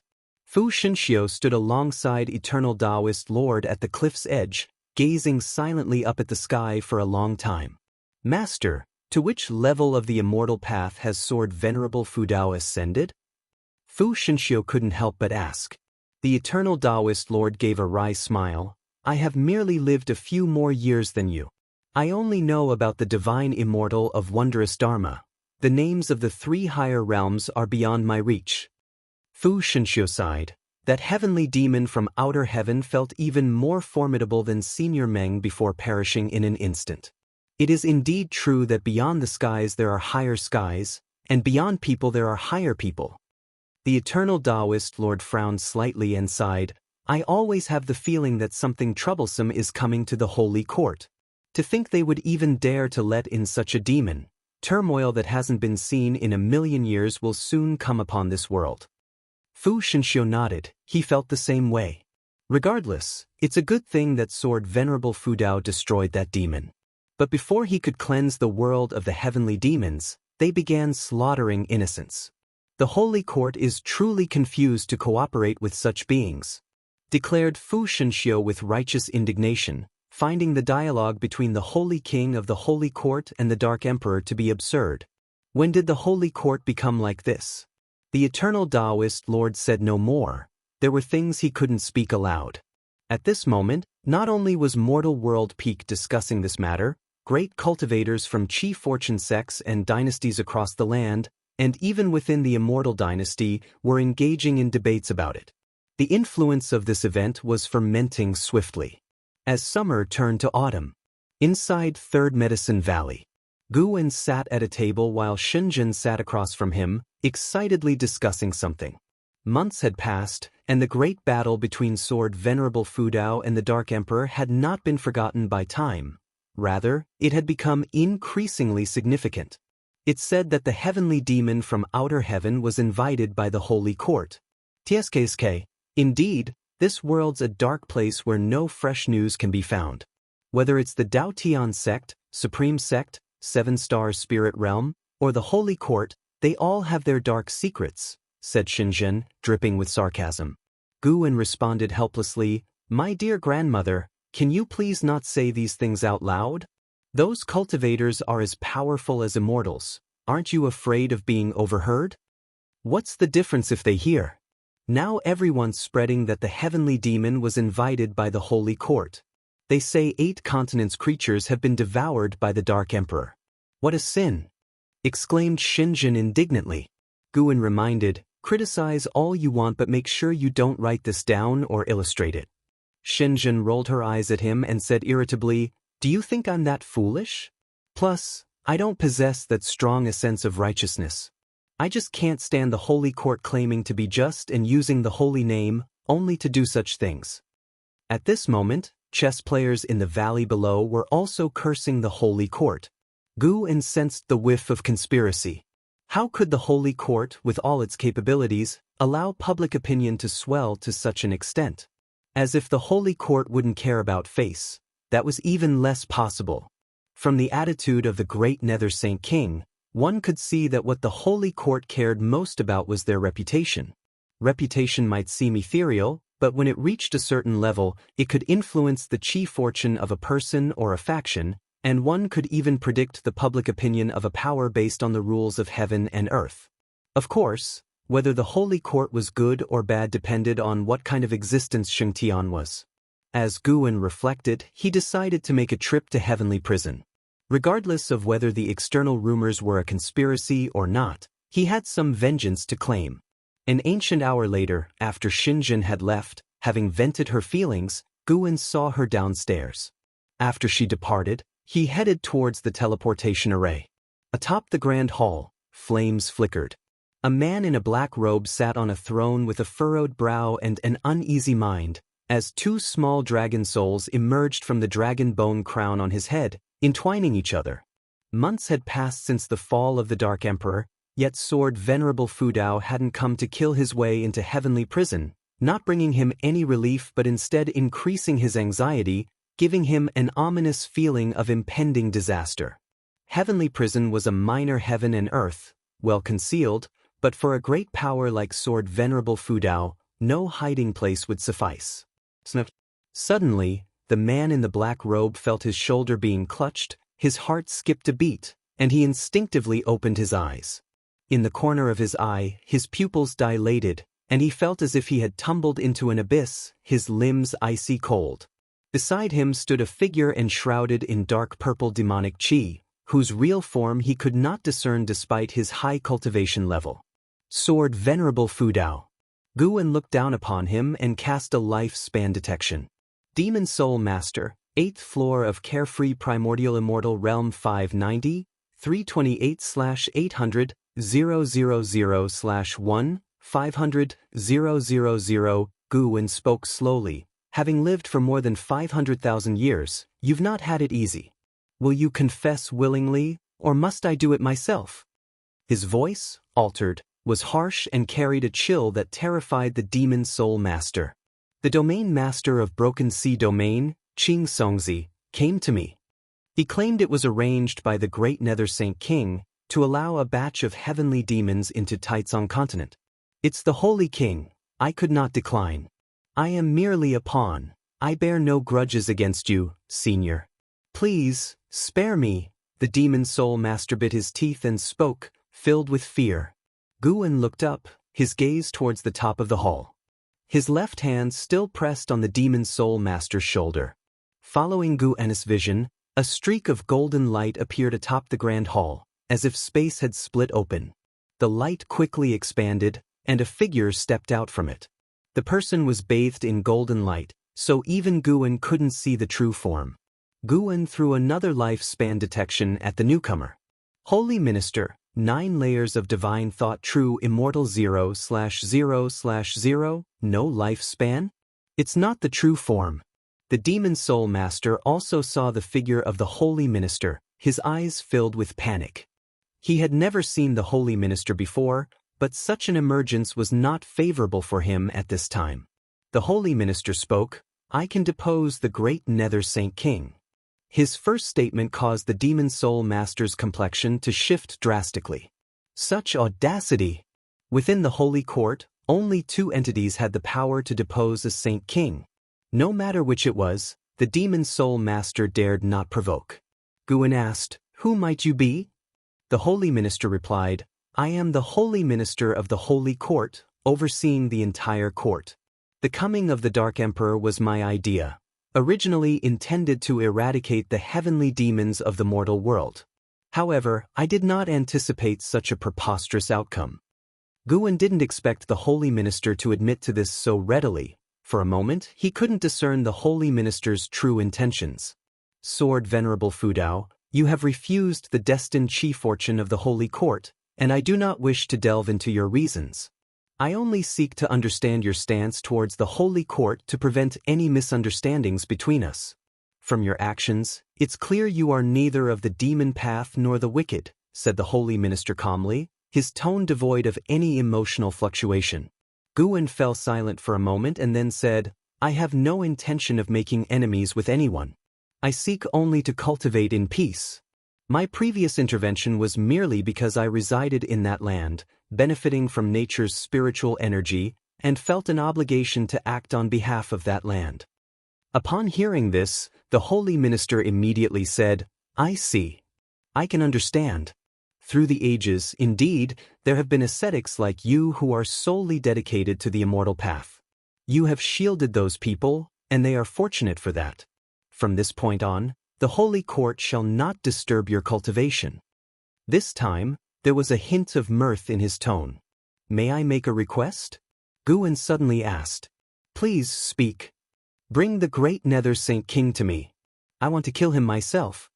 Chapter 346, Holy Sword, 3rd Grade Heavenly Position, "I must kill him myself." The words of Guan echoed in the great hall, the flickering flames growing more intense, as if startled by his declaration.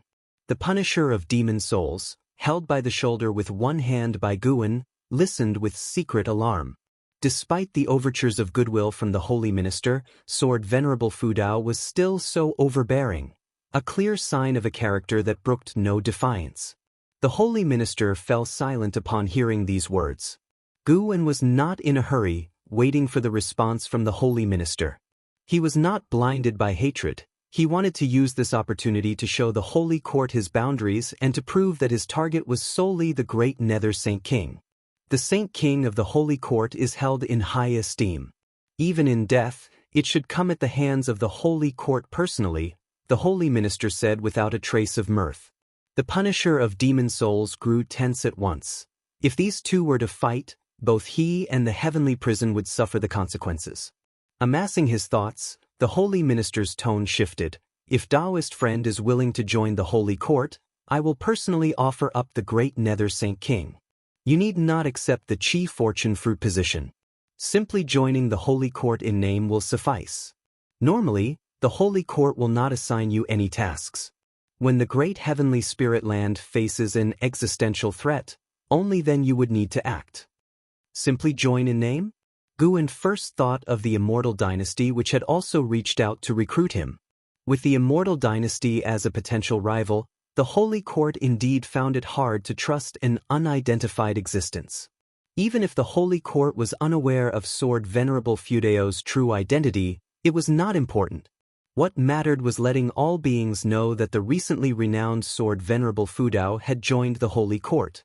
Guan actually did not object to joining the holy court. Lacking a stance, one only gathers more enemies.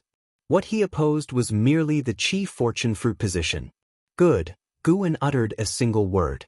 The holy minister immediately raised his hand, sending a golden token flying towards Guan, who lifted his right hand to catch it.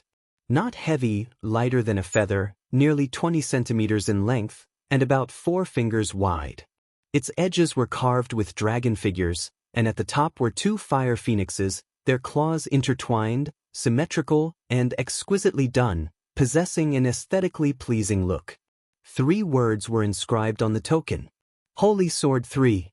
The Holy Sword is the title I bestow upon you, the Holy Minister explained. The 3 below signifies your heavenly position. The Saint King too holds a 3rd grade heavenly position. It is indeed beneath your talents to be at the 3rd grade heavenly position as a divine thought true immortal. However, since you are unwilling to accept the Chi Fortune Fruit position, the Holy Court cannot fully trust you. I hope you can understand. This token is made of the same material as other holy orders, but I have not imposed any other restrictions on it, lest it provokes your apprehension. Its only purpose is to display your identity to others. Its unique material ensures it cannot be replicated by other powers. After listening, Guan thought to himself, had this fellow decided upon this before even coming here? But he had to admit, with the deep foundation of the Holy Court, they indeed had such confidence. Above the Saint King was the Holy God, and it was not impossible for the Saint King to reach Tao Void Mysterious Immortal, or the Holy God to reach Divine Thought True Immortal. Add to that the exalted Xingtun, and the Holy Court's strength was formidable to even contemplate. Most crucially, the Holy Court not only possessed high-level combatants, but the number at each realm was beyond measure. As a divine thought true immortal, Guan could now observe Chi Fortune, and the Chi Fortune of the Holy Court was more terrifying than all other powers in the great heavenly spirit land combined, including the Immortal Dynasty. From today onwards, you are the Holy Sword of the Holy Dynasty. This is a title created especially for you. I will announce it to the world in the future. I will have someone send your treatment to the Taizong continent. You need not visit the Holy Court for audience. Are you satisfied? The Holy Minister asked. Guan replied, of course, satisfied. Thank you, Holy Minister. The Holy Minister chuckled. From now on, we shall address each other as Taoist friends. Although the heavenly prison does not enjoy the Holy Court's Chi Fortune, it serves the Holy Court. If you are dissatisfied with this prison master, you may kill him. I will arrange someone else to take over. At these words, the despair was clear on the Punisher of Demon Souls' face. Begging for mercy, he implored, please spare me, Senior. Senior. Guan released his left hand, and the Punisher of Demon Souls regained his freedom. He promptly knelt down, incessantly kowtowing to Guan. The carefree primordial immortal was in such a wretched state, lacking any of the demeanor expected of him. Let him continue as he was, Guan stated. The Holy Minister smiled and transformed into a golden light that contracted and disappeared into thin air. The Punisher of Demon Souls, overjoyed, continued to bow and thank Guan, do as you see fit. With that parting remark, Guan vanished. Lifting his head to find Guan gone, the Punisher of Demon Souls sighed in relief. Great Nether Saint King, even you have met your day. The Punisher of Demon Souls thought of the fate awaiting the great Nether Saint King and couldn't help but feel secretly thrilled. He was deeply grateful to Guan. The words of the Holy Minister had clearly been an abandonment, and under such circumstances, Sword Venerable Fudao had still spared his life. How could he be anything but thankful? He vowed to please Sword Venerable Fudao from now on. This might be an opportunity.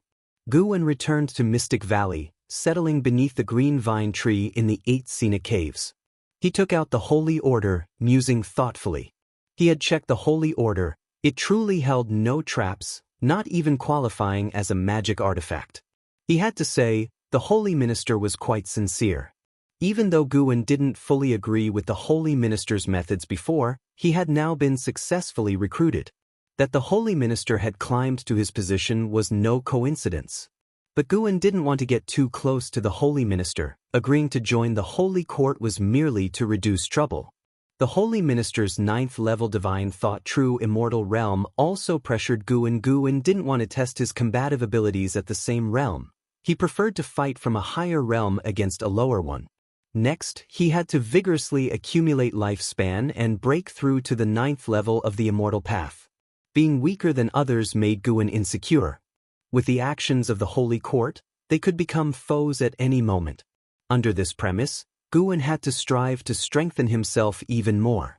The green vine tree seemed to sense Guan's mood, extending 2 vines to gently massage his shoulders.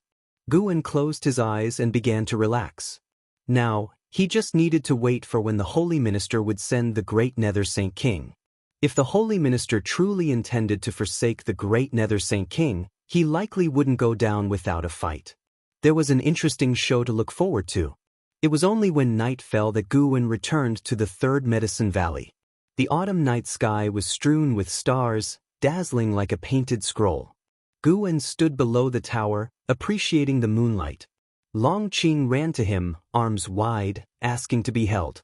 Guan picked up Long Qing, laughing. "How big you are now, still asking to be held, are you still a little man?" 5-year-old Long Qing, wearing a refined blue robe and with a lovely face bright with playful eyes, heard Guan's words and pulled at his eyelids and stuck out his tongue, saying, "I don't care, I want Master to hold me." Guan couldn't help but squeeze his little nose, feeling that an Exen was raising him with a hint of femininity. "Master, have you ever been to the stars?" Long Qing suddenly pointed to the night sky and asked. Guan casually replied, "No, do you want to go?" "I do. Just a few nights ago, I dreamt that I was flying among the stars," Long Qing said, his face full of longing. Guan patiently chatted with him, but his thoughts drifted to Long Exin and Lu Qiuxian when they were young. Chu Lu had children too, but alas, just a year after the child was born, Chu Lu was crushed by the Black Profound Emperor. Guan possessed these memories and felt the emotions within them, but he didn't get caught up in those attachments. After all, those memories from 3 lifetimes ago were far removed from his current life. Guan always believed that his present self was truly him, and reincarnation evolution was just a way to become stronger. He was the original, and the others were merely his projections.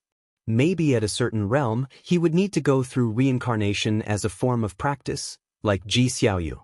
As Guan was lost in thought, he suddenly sensed the presence of Dao Void Mysterious Immortal erupting from afar. Focusing his gaze, he saw a Dao Void Mysterious Immortal flying out from the Holy Court and swiftly headed into the universe. However, an immense void hand emerged from the darkness above the universe, capturing the Dao Void Mysterious Immortal at a lightning-fast speed. The Dao Void Mysterious Immortal had almost reached the edge of the silent destruction domain, just shy of escaping into it. Guan could tell that the void hand was transformed from divine thought. The Holy Minister. This void hand's aura was precisely that of the Holy Minister he had seen before, only stronger. After capturing the Dao Void Mysterious Immortal, the void hand vanished along with the trace of the Dao Void Mysterious Immortal. Guan noticed many powerful divine senses probing from within the great heavenly spirit land, including divine thought true immortals' divine senses, originating only from 2 locations, the Holy Court and the Immortal Dynasty. Indeed, the world still hid many great powers. Guan mused silently, fortunate that he had not offended too many, as every breakthrough was shielded by a life-span barrier, otherwise, he would have been crushed long ago. A Dao Void Mysterious Immortal publicly captured, Guan seriously suspected it was an intentional display by the Holy Minister, wishing to showcase his own strength. Otherwise, that Dao Void Mysterious Immortal would have had no chance to escape the Holy Court. Guan felt apprehension and refrained from further thought, let alone powers without a Dao Void Mysterious Immortal realm old monster at the helm. Of course, those who were aware of this battle were at least divine immortals of wondrous Dharma. Carefree Primordial Immortal could sense the earlier aura, but definitely couldn't keep pace with the speed of Dao Void Mysterious Immortal, probably oblivious to what had occurred. Guan withdrew his divine sense and carried Long Qing upstairs. Listening to the little guy recount his dreams, Guan found it abstract and amusing. Talk of an Exen rolling on the stars and Bull Demon King fighting with the stars seemed utterly absurd. 5 days later, Guan returned from Yenshu Cave to the Third Medicine Valley. In high spirits, he started discussing Journey to the West with Xianxia. Xianxia already knew that Journey to the West was written by Guan, although Guan claimed that he heard it from others, combined with his own dreams, which made Xianxia more reverent towards Journey to the West. Therefore, Xianxia steadfastly held on to his interpretation, even attempting to persuade Guan. They debated for a long time. Do you understand Journey to the West better than Panin? Guan couldn't help but say. Xianxia said nonchalantly, what is Pan and in comparison? He's just a writer. What does he know about Journey to the West? Guan, amused and frustrated, gave him a thumbs up, exclaiming, You're amazing. With that, Guan left. Xianxia was undisturbed and continued reading. Guan flew towards the outer gate city, sensing two powerful auras emerging on the edge of the continent. Both were Dao Void Mysterious Immortal Realm cultivators. One of them was the Dao Void Mysterious Immortal captured by the Holy Minister 5 days ago. His aura was now weak, clearly having suffered serious injuries. Guan had not anticipated the Holy Minister to act. Chapter 347. Are you higher than the Unification Realm? Atop a cliff stood two figures, one of whom was the white-robed man who had previously conversed with the Dark Emperor. The other person, disheveled and with torn red garments, had his hands bound with iron chains. His back was plastered with talisman papers that fluttered as the sea breeze blew, unsettling his long and messy hair. Wandering Holy King, what thoughts cross your mind upon witnessing my plight? Asked the man in chains, his expression indifferent and his gaze as deep as a secluded well. The white-robed man acknowledged as the wandering Holy King replied without a trace of emotion, I am even more grateful. Dao Void Mysterious Immortal is extremely powerful, and your position is high, Holy King. However, the higher you stand, the more careful you must be in your actions, because you have more enemies. Upon hearing this, the great Nether Holy King closed his eyes and a smile appeared on his face. The great Nether Holy King raised his arms slightly, causing the chains to shake with a crisp sound. How do you know that your circumspect choices are correct? Watch, the Holy Minister surely harbors even bigger schemes, laughed the great Nether Holy King with a carefree demeanor, having come to terms with life and death. The wandering Holy King sensed something and instinctively turned his head, his expression suddenly unnatural. They saw a figure shrouded in dark purple demonic chi appear behind them. Sword Venerable Fudao. The wandering Holy King felt an immense pressure rushing towards him, reminiscent of facing the Holy Minister or Holy God. At that moment, he understood why the Holy Minister held Sword Venerable Fudao in such high esteem. He immediately clasped his hands in a formal salute and said, I have seen the Holy Sword. Upon hearing these words, the great Nether Holy King's figure trembled slightly. He appeared composed, but how could he not be tense when facing life and death? Wandering Holy King, Dao Void Mysterious Immortal Realm Level 4 1740982/600000/7500000.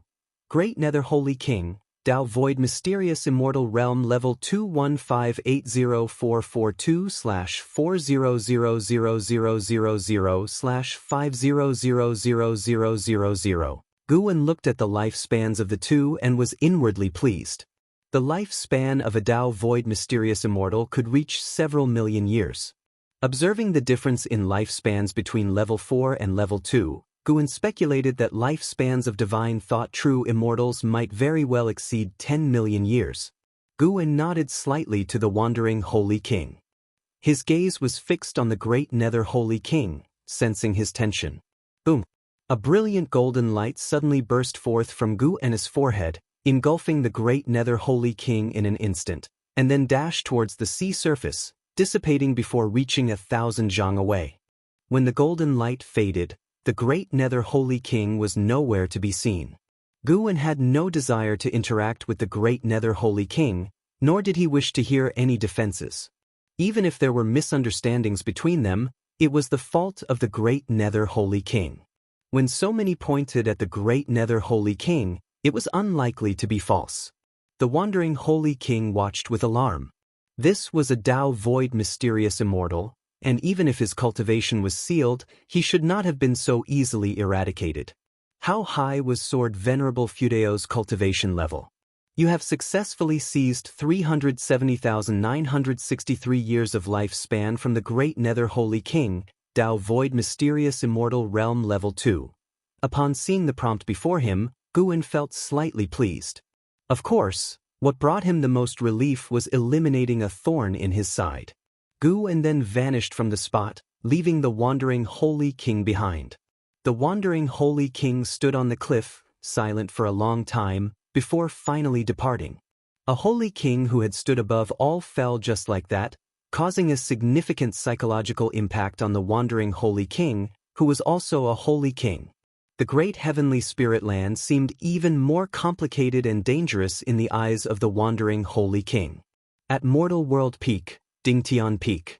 Inside the Peak Master's courtyard, Guwen was savoring tea. An Exen stood behind him, and in front of him stood a line of wandering immortals, disciples of Dingtian Peak, including Zhu Xinglan. They were discussing the Holy Court's declaration of Sword Venerable Fudao as the Holy Sword.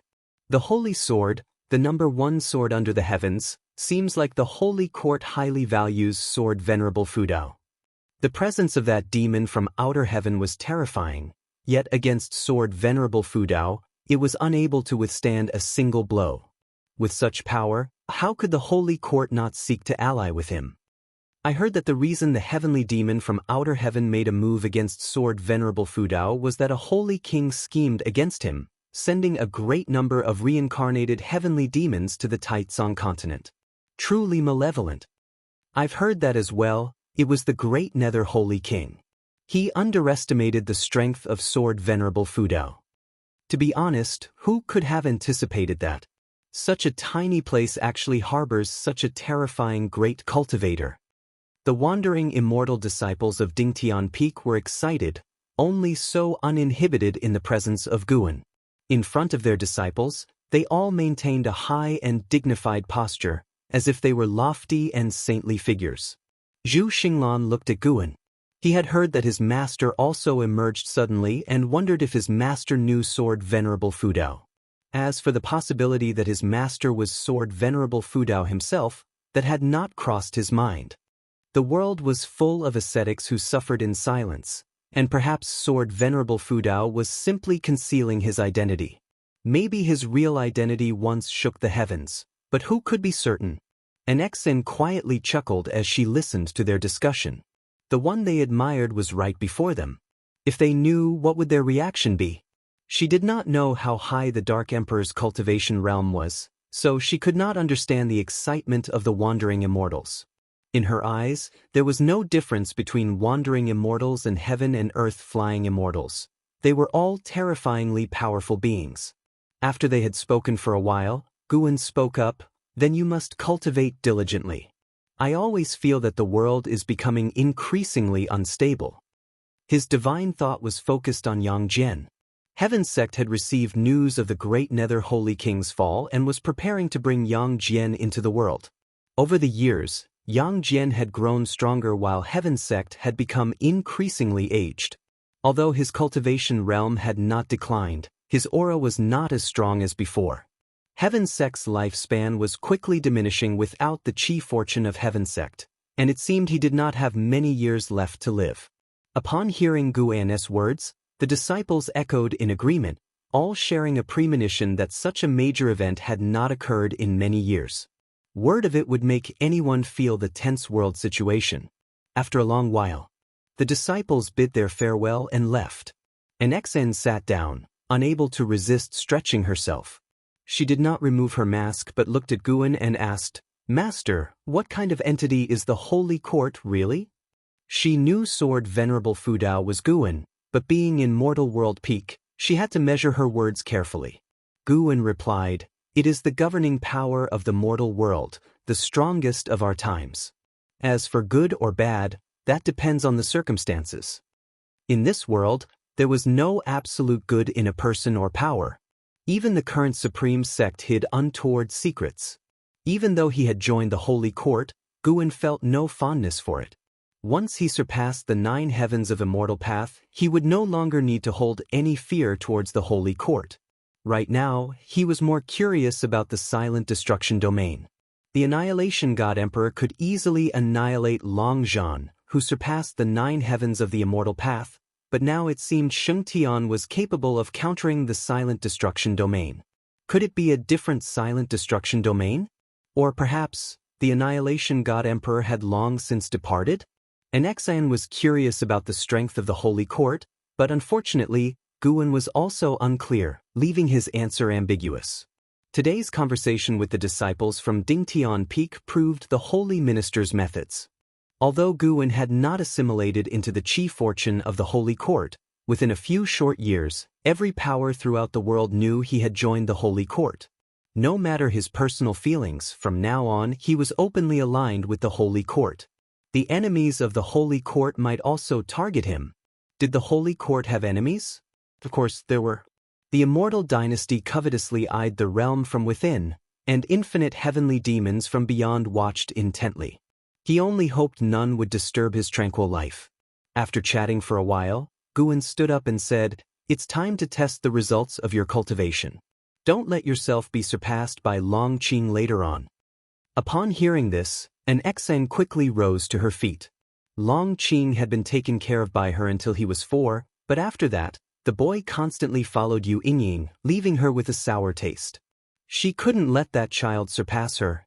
Today, after hearing of many significant events in the world, Enzin's fighting spirit was kindled. With such a master guiding her, why couldn't she carve her own place in the world? She did not realize her mindset was beginning to shift towards an house. Seasons changed and 8 years passed. The 13-year-old Long Qing was running through Medicine Valley, swift as a cheetah, chasing a corpulent white-furred rat that resembled a pig. His gaze was sharp, his features handsome, and his long hair tied like a girl's, eliciting laughter and teasing from the disciples along the way. After running for a long time, he stopped in a secluded spot, propping his hands on his knees, panting heavily. "Stupid rat, why are you so fast? Did I never push you to your limit before?" Long Qing muttered, frustration evident on his sweat-drenched face. Just then, footsteps approached, and Long Qing turned to look, quickly standing up in respect. He brought his hands together and bowed deeply to the newcomer. Seeing his gesture, Xianxia couldn't help but chuckle. "You want to catch up with it? How about taking me as your master?" Xianxia approached and asked with a smile. Long Qing scratched his head. "Senior, I have a master already." Xianxia continued with a smile. "Of course I know you have a master.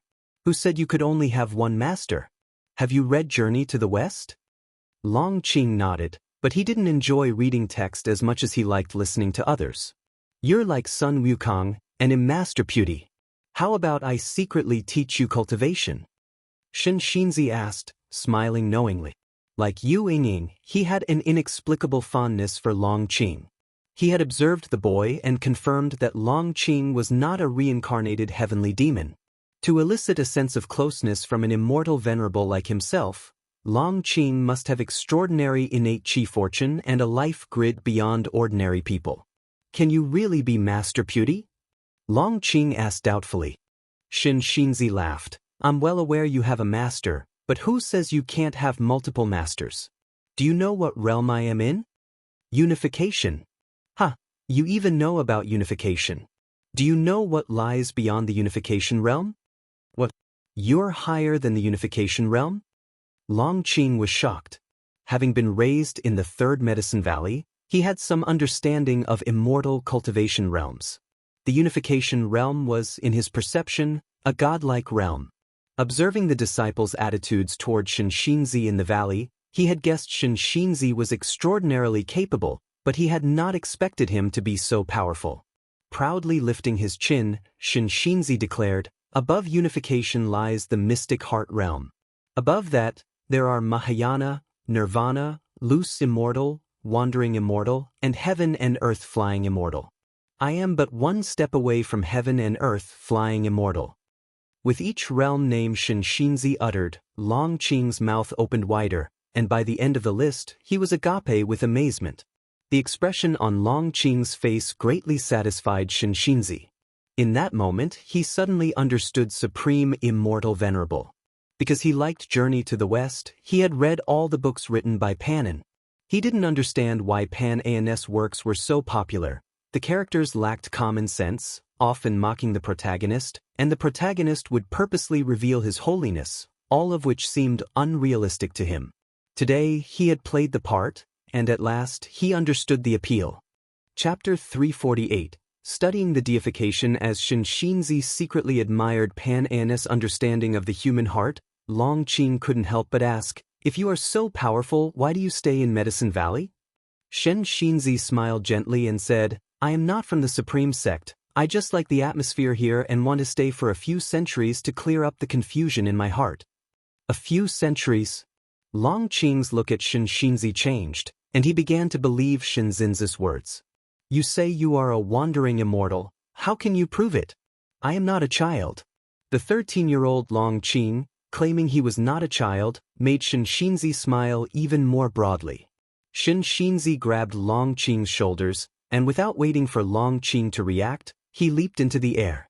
The world blurred before Long Qing's eyes. He instinctively closed them, and when he opened them again, he was stunned by the sight before him. He had actually come to the heavens. Below was an endless sea of clouds, and above, the sky was filled with stars, as though nested in the night, except these stars shone brighter and were more numerous.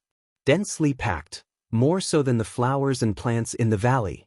Long Qing opened his mouth wide, his bright eyes sparkling with an unusual gleam. With a sky full of stars overhead, Long Qing's view of the world seemed infinitely larger. He twirled around on the spot, not even realizing there was no ground beneath his feet. Xianxia stood by, smiling. Suddenly, he understood Master Puta's feelings. No wonder Guan said Master Puti was very fond of Sun Wukong. Long Qing turned several times, then suddenly realized he was suspended in midair, and quickly grabbed onto Xianxin's robe sleeve in fright. "Is this the heavens?" he asked Xianxia, full of anticipation. Seeing the boy's fearlessness, Xianxia held him in even higher regard. Xianxia replied, "Correct, we are extremely far from the ground. With the speed you chased the white spirit rat before, it would take at least 20 years to reach here." Upon hearing this, Long Qing widened his eyes.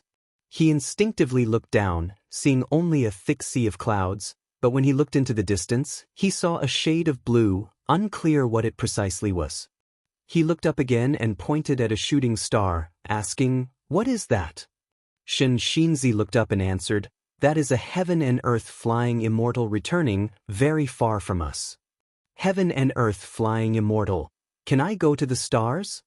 "You cannot. One must reach the heaven and earth flying immortal realm to cross the invisible sky wall." "Heaven and earth flying immortal. I want to cultivate. I want you to be my master. Teach me how to reach the heaven and earth flying immortal." Long Qing clenched his fists, his voice filled with excitement. He hadn't even started qi absorption cultivation yet. Guan said he would teach him when he turned 16, and forbade other disciples from teaching him privately. That's why Long Qing hadn't yet shown his talent. Xianxia saw his extraordinary physique and felt that even if he wasn't supremely talented, he would not be mediocre. He also marveled, how did Guan always manage to find geniuses? Like the nine-fingered divine lord, he suspected that Guan had a powerful backer. What sort of powerful figure that even he couldn't detect? It could be Sword Venerable Fudao or possibly other great cultivators, as the current supreme sect was full of hidden great cultivators, even beyond his understanding. In any case, hearing Long Qing's words, Xianxia was very pleased. He smiled kindly and said, "Reaching the heaven and earth flying immortal realm is very difficult. Are you willing to dedicate yourself to cultivation?" Long Qing immediately nodded, assuring, "I will definitely not disappoint you, master." "Then why don't you kneel and kowtow to accept me as your master?" Xianxia said with a smile. He wanted to emulate Master Puti to see if taking a disciple could lead to divine enlightenment. Long Qing immediately knelt and performed a ceremonial bow, then looking up at Xianxia he asked, "Master, I heard that Medicine Valley once had a genius named Yang Jian. Can I surpass him?" Xianxia helped him to his feet and said, "Yang Jian's talent is indeed exceptional, but your master is more formidable than his. In the future, you will surely surpass him." Upon hearing this, Long Qing's face lit up with an enthusiastic smile. Meanwhile, in the loft, Guan, who had been reading, smirked. "Surpass Yang Jian? It's certainly not impossible, but in the coming century, Guwen thought to himself, looking forward to the expression on Shinzinza's face after he starts teaching Longqing cultivation. With Shinzinza's Tao level, how could he help Longqing unlock the path of returning primordial spirit? An hour later, the door opened, Longqing walked in, approaching the table and looking at Guwen with a complex expression. Guwen looked up at him and asked with a smile, "What's wrong? Bullied by the Bull Demon King again?" Longqing shook his head, then said, "Master, you are the most important to me in my heart. Do you believe that?" This statement amused Guwen. Was the boy feeling guilty? Really? Well, see how you honor me in the future, Guwen said leisurely, his eyes returning to the book in his hands. Longqing earnestly responded, "I will definitely honor you in the future. Once I become an immortal, I will make the supreme sect respect you." Longqing's fighting spirit grew even stronger. Seeing that Guwen did not continue the conversation, he curiously asked, "Master, what are you reading? May I take a look?" Guwen closed the Green Hero travelogue, glared at him and said, "If you have nothing else to do, go chop some wood." Upon hearing this, Longqing immediately scooted away. Immortals don't have time to chop wood. He left with that spirited remark, and Guwen, smiling, continued reading. 2 days later, in an uninhabited part of Medicine Valley, within a bamboo grove, Xianxia and Longqing sat side by side in meditation.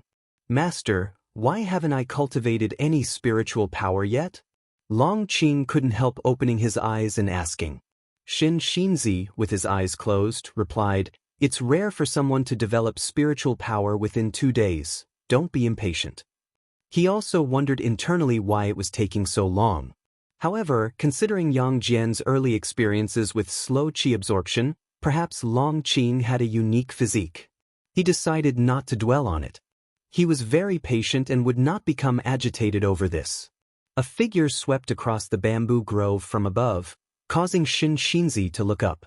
"It's him," Xianxia murmured to himself. "Who?" Longqing asked curiously, having caught a glimpse of the figure as well. Xianxia shook his head and didn't continue. Longqing quickly stood and ran towards the edge of the bamboo grove. Xianxia got up as well, not angry at Longqing's actions. After all, the boy was only 13. In the loft, Guwen replaced the book he had been reading with Investiture of the Gods and studied it carefully. Clang! The window was suddenly pushed open, startling Guwen as he turned his head, his face then breaking into a delighted smile. "Leah, how did you come back?" Guwen asked excitedly. Leah landed, adjusting his clothes while grumbling, "What? Aren't you happy to see me?" "How could that be? Please sit. Sit down." Guwen put down Investiture of the Gods, then stood up to brew tea for Leah. Leah took a seat at the table, noticing the book he had been holding, and laughed. "After all these years, you're still reading Investiture of the Gods? You don't think to discover some Tao in it like others, do you?" Guwen brewed the tea and replied, "Just browsing, the stories in this book surely can't compare to your experiences. Tell me, how have you been these years? Have you been injured?"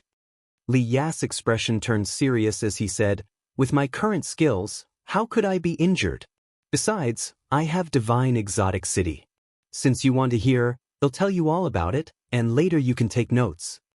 Guwen brought over hot tea, placed the cup in front of him, sat down, and said with a laugh, "Indeed, owning Divine Exotic City, even my disciple Longqing couldn't possibly get injured."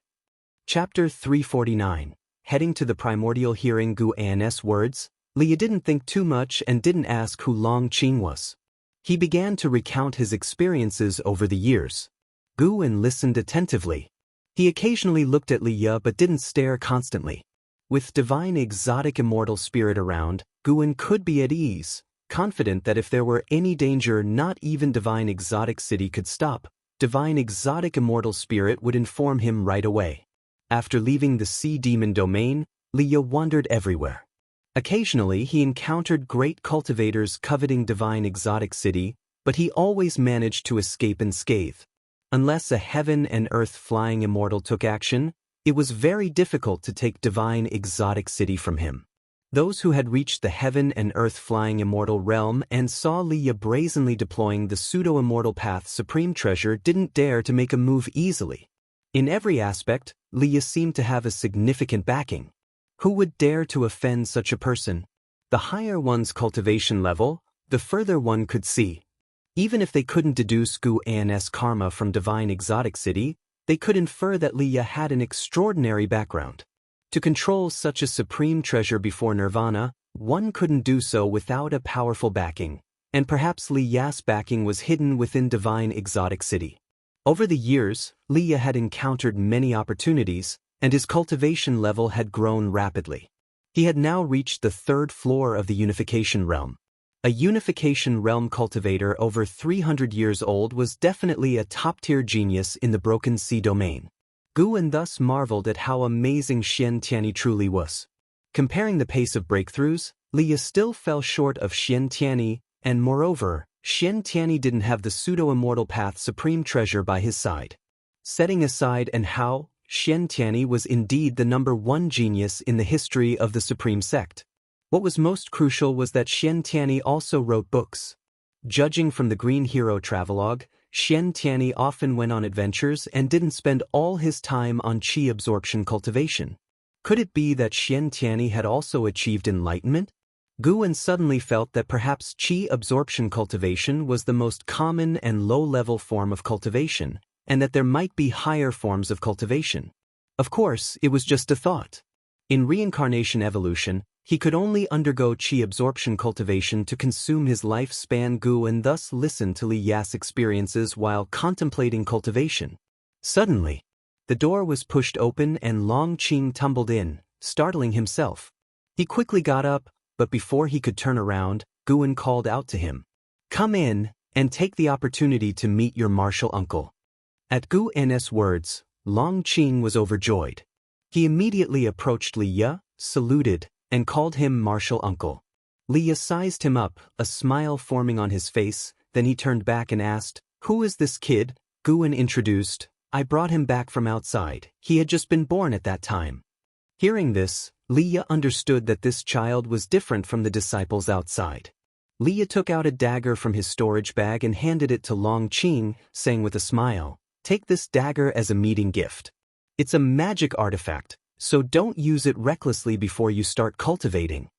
"Thank you, martial uncle," Long Qing said excitedly, clearly very fond of the dagger as he played with it. Liya looked at Guan, laughed, and said, "Actually, this kid looks a bit like you." "Nonsense. Really, if you hadn't said anything, I would have thought he was your son." Seeing that Liya was serious, Guan suddenly thought of something. Was his appearance in reincarnation evolution the same as now? He thought carefully. After Lu Han had restored his appearance, he did indeed resemble him a bit. As for the previous 3 lives, he rarely looked in the mirror and didn't pay attention. "It might be because I raised him that he looks a bit like me," Guan casually remarked. Long Qing's expression dimmed. Deep down, he was also hoping that Guan was his biological father. Guan beckoned him over to join in and listen to Liya's experiences. After Long Qing joined, the atmosphere became even livelier. It wasn't until evening that Liya said his goodbyes and left, leaving behind a large pile of medicinal herb seeds. Guan didn't see Liya off but instead asked Long Qing about his activities over the past 2 days, wondering why had suddenly been so quiet. Long Qing began to hem and haw in his explanations. Elsewhere, after descending the stairs, Liya made his way to where Xianxia was standing. He bowed with cupped hands, curious, and asked, "Senior, why are you here?" On his return this time, he felt that the supreme sect had changed a lot. Wherever he went, he encountered cultivators whose cultivation levels he couldn't fathom. Even in Medicine Valley, there were many whose cultivation levels were a mystery to him. He felt that the supreme sect's growth was even faster than his own. Of course, he was just marveling, not shocked, because his primordial ancestor was still with the supreme sect. Compared to his primordial ancestor, his achievements over the years were trivial. Holding the supreme immortal venerable scripture, Xianxia looked up at him and said, "I have a connection with this place, planning to stay here for hundreds of years to quietly contemplate the path." Back in the divine exotic realm, Shinzin's strength had left a lasting impression on Li Ya. With such a powerful great cultivator taking residence, Gu En was naturally safer. He smiled, exchanged a few pleasantries with Shinzi, then he took his leave. Shinzi watched his leaving figure and suddenly said, "Your chi fortune is off, and you will face a fated calamity later on." Li Ya turned back to Shinzi and nodded with a smile. He didn't continue the conversation but instead leaped up and flew away on his sword. 30 minutes later, Gu En followed Long Qing downstairs, where Long Qing ran off towards the distance, while Gu En saw Ji Xiaoyu stepping out of a room. "The person earlier, you'd better keep your distance from him. I can sense that he is approaching a fated calamity," said Ji Xiaoyu. Gu En frowned and asked, "What calamity?" He had actually noticed it earlier. There was chi fortune from the Holy Court on Li Ya, and it wasn't just a smattering but an integration. He guessed that Li Ya had already obtained the chi fortune of the Holy Court. He peered into Li Ya's past but could not see how Li Ya had obtained the chi fortune. The Holy Court's chi fortune was something even he, as a divine thought true immortal, couldn't fully understand. "I'm not sure either, but the cultivation technique I practice allows me to sense others' chi fortune and destiny," said Ji Xiaoyu as she shook her head. She had had so many dreams, not only seeing experiences from past lives but also continuously inheriting past lives' cultivation techniques, divine skills, and spells. Now her cultivation level had reached the Divinity Transformation Realm 8th floor, and her progress was astonishing. "I'll be fine. He's sure to have a charmed life," Gu En said earnestly, causing Ji Xiaoyu's gaze to shift subtly as she looked at him. "The moonlight might be lovely tonight. How about keeping me company to enjoy the moon?" Gu En suddenly suggested. Ji Xiaoyu hesitated for a moment and then nodded slightly. Divine Exotic Realm. The master of the Divine Exotic Realm and a group of Divine Exotic Ghost Kings stood on the shore, looking at the terrifying waves crashing on the sea. Among the surging waves, a figure stood tall above the water, bare-chested with fists tightly clenched, his white hair disheveled and soaked, gasping deeply for air. "Zhang Buku. It's done." Excitement flashed across Zhang Buku's face. He turned to look at the distance, locking eyes with the master of the Divine Exotic Realm from afar. The master of the Divine Exotic Realm showed a smile, nodding slightly toward him. Boom! The waves exploded, and in almost an instant, Zhang Buku appeared in front of the master of the Divine Exotic Realm, causing the surrounding Divine Exotic Ghost Kings to be taken aback. Such incredible speed. Stealing the 5 elements was secretly shocked. He had watched Zhang Buku grow over the years. The kid's talent was getting stronger. With time, he was sure to become a name that echoed across the heavens. The master of the Divine Exotic Realm looked at Zhang Buku and said, "You have now perfected the most powerful ancient treasure body. It's time to set off." Upon hearing this, Zhang Buku quickly asked, "Master, where exactly do you want me to go?" The master of the Divine Exotic Realm said profoundly, "Go to another great heaven and earth." Great heaven and earth? Zhang Buku was even more puzzled, while the Divine Exotic Ghost Kings had various expressions, each lost in recollection. The master of the Divine Exotic Realm said in a deep voice, "The heaven and earth you were in before is known as the Great Heavenly Spirit Land, and Broken Sea Domain is just a small part of the vast heaven and earth. Beyond that, there are many great heaven and earth realms as vast as the Great Heavenly Spirit Land, existing in ways beyond your imagination. The Divine Exotic Realm is a power that drifts among these various great heaven and earth realms, originating from the Silent Destruction Domain beyond the heavens. As for the Silent Destruction Domain, you will have to understand it for yourself in time. However, know this, the Divine Exotic Realm can lead to different great heaven and earth realms, but those realms are dangerous, and we have limited choices of great heaven and earth to choose from." After listening, Zhang Buku's brow furrowed. He thought of martial Uncle Gu and Li Ya. He found it hard to let go. Gritting his teeth, he asked, "If I leave, can I still come back later?" The master of the Divine Exotic Realm smiled and answered, "Of course you can return. The clouds pressing down upon us have dispersed. It's just that the great heaven and earth are controlled by the Holy Court, and it's not suitable for us to develop there. We can only send you to other, more chaotic places." Relieved, Zhang Buku pursued the question of which great heaven and earth he would go to. Go to Primordial. There is no absolute order there. It's a place more suited to beings like you to grow. Once you're there, you must be even more careful. That place has the Immortal clan, countless opportunities, but also many dangers, said the master of the divine exotic realm profoundly. Zhang Buku nodded, his eyes filled with anticipation. A divine exotic ghost king spoke up. Do we have to go too? The master of the divine exotic realm nodded. Just leave one ghost king to maintain contact with the great heavenly spirit land. I wish to stay behind. Stealing the 5 elements immediately volunteered, drawing the gaze of the other divine exotic ghost kings. The master of the divine exotic realm looked deeply at Stealing the 5 elements, who lowered his head, not daring to meet his gaze. Then you shall stay behind, decided the master of the divine exotic realm. Stealing the 5 elements grinned and thanked him profusely. The winter snow flurried. A figure headed towards the entrance of the 3rd Medicine Valley. He was clad in armor, covered in snow, moving not swiftly through the heavy snowfall but with a steady pace. Underneath the helmet was an aged face, his eyes cloudy. As he looked at the entrance to the 3rd Medicine Valley, his gaze softened slightly. Who are you? A female voice sounded as an Xian approached with a bamboo basket in hand. The armored man turned to look, struck by Nzin's grace. She wore a white dress, stepping on the snow-covered ground without leaving any footprints, her entire being emanating an ethereal quality, like a celestial maiden who could ascend at any moment. He bowed and said, Yen, may I ask if the Valley Master of the 3rd Medicine Valley is still Guan? An Xian nodded slightly, replying, You know my master? If so, I can take you to see him. Yen smiled, his expression pensive. I remember him. He. Chapter 350, Reincarnation Order. An Xian brought Yen to Guan's attic and then went upstairs to inquire. Guan had already sensed Yen's presence, but he couldn't show it. Only after an Xian knocked did he allow her to bring Yen up. Looking at the aged Yen, Guan smiled and said, It's been a long time, please have a seat quickly.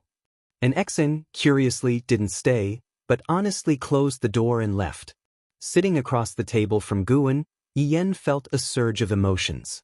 After many years, the master still looked so young, even more distinguished.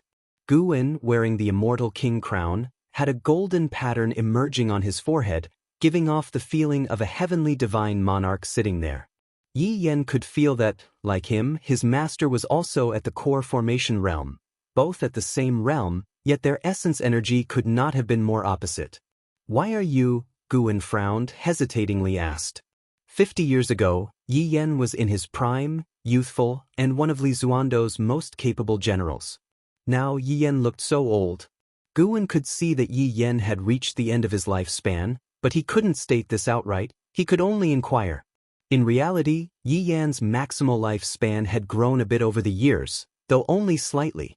Yen smiled and said, Everyone has their time, mine is almost due, I wanted to come back to see this place before the end.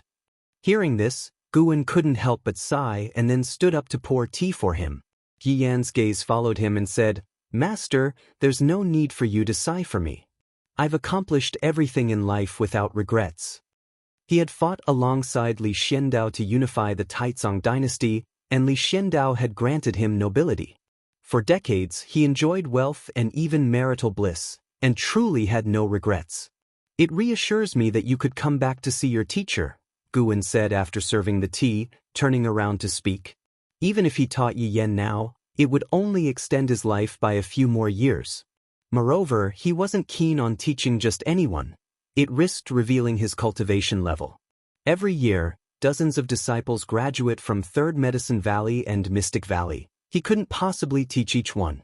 If not for the master's help, I couldn't have had such a splendid life. If I hadn't heard from His Majesty that you were well, I would have come back sooner to repay you, Yen, taking the tea bowl, replied with a smile. He had shed his habitual martial fierceness, now as gentle as a small stream. Guwen sat down and began inquiring about his experiences over the years. Yi Yan didn't hide anything and started from when he left the valley, with Guwen listening intently. The night passed as they spoke. At dawn's approach, Yi Yan made a request. He wanted to be buried in the third Medicine Valley. Guwen remained silent for a while, then nodded in agreement. Thus Yi Yan stayed. Guwen sent an exen to find Jinqin, and by evening, Jinqin had returned, her mood somber at the sight of Yi Yan's graying hair. They stood by the wooden railing, watching the snow while reminiscing about the past. When Third Medicine Valley was first established, it was just Jinqin, Su Han, and Yi Yan. Back then, Jinqin had the least talent and was less powerful than the other two. 300 years had passed, Su Han had long perished, and now Jinqin was about to bid farewell to Yi Yan. How could she not be sad? Mentioning Su Han, Jinqin didn't hide the truth, and hearing that Su Han had died early, Yi Yan also fell silent.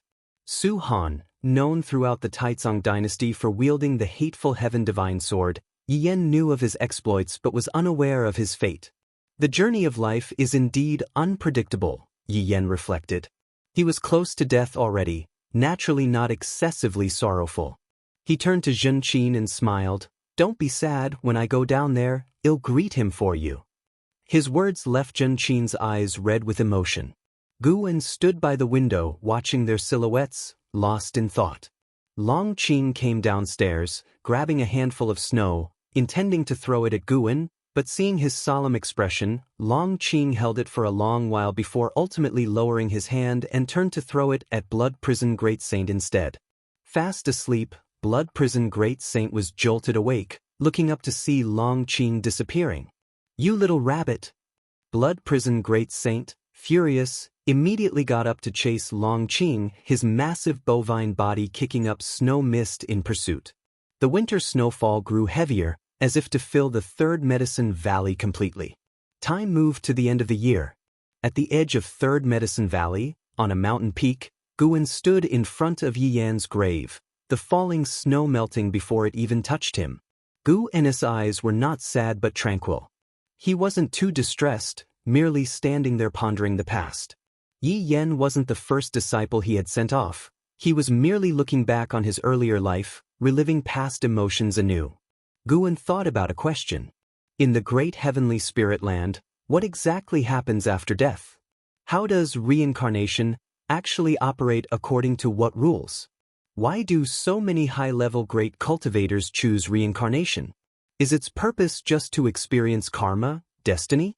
Gradually, he entered a state of mystical understanding. Path enlightenment. During the blazing summer days at the Supreme Sect subsect Yi Mansion, Guwen and Yi Lan sat inside drinking wine, Yi Lan listening calmly to Guwen's recount. "Everyone dies someday, it's just a matter of how long one lives.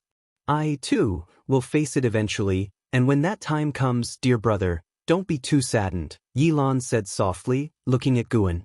Guwen put down his wineglass and asked, "If I gave you a chance for eternal youth, but it required many sacrifices and adherence to certain rules, would you take it?" Having witnessed Yi Yan's death, Guwen felt uneasy, fearing that his teachings couldn't keep up with the passing of time. He had taught Yi Lan and Xiaochuan among others, truly improving their maximal lifespan, but each time was less than before, only adding 200 years for Yi Lan through teaching, and the last 2 sessions combined added just a single year. The mysterious designs of fate were terrifying, merciless.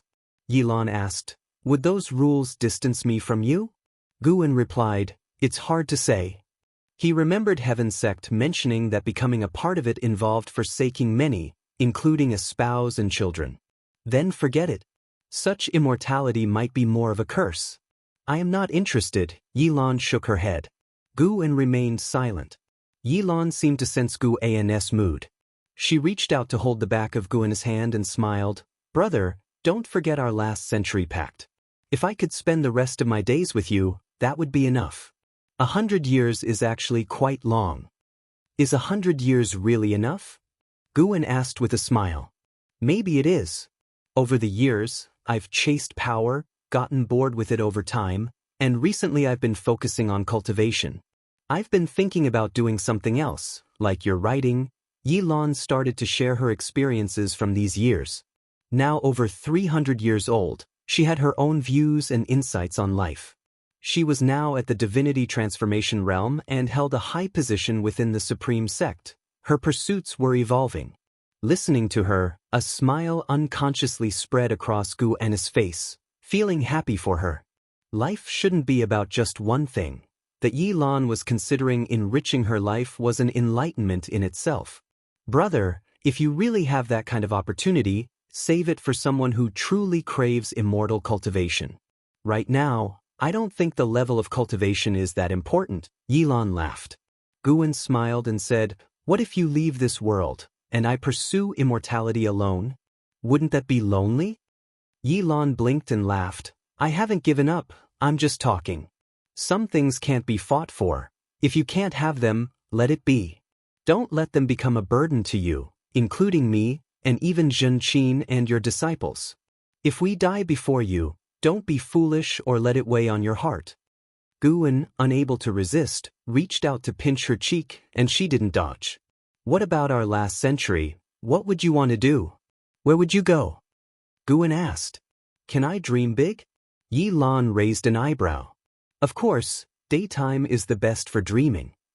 Then I want to see how large this world really is. I've heard that beyond the sea there are other continents. I also want to go to the heavens to see how high it really is and what lies beyond outer heaven.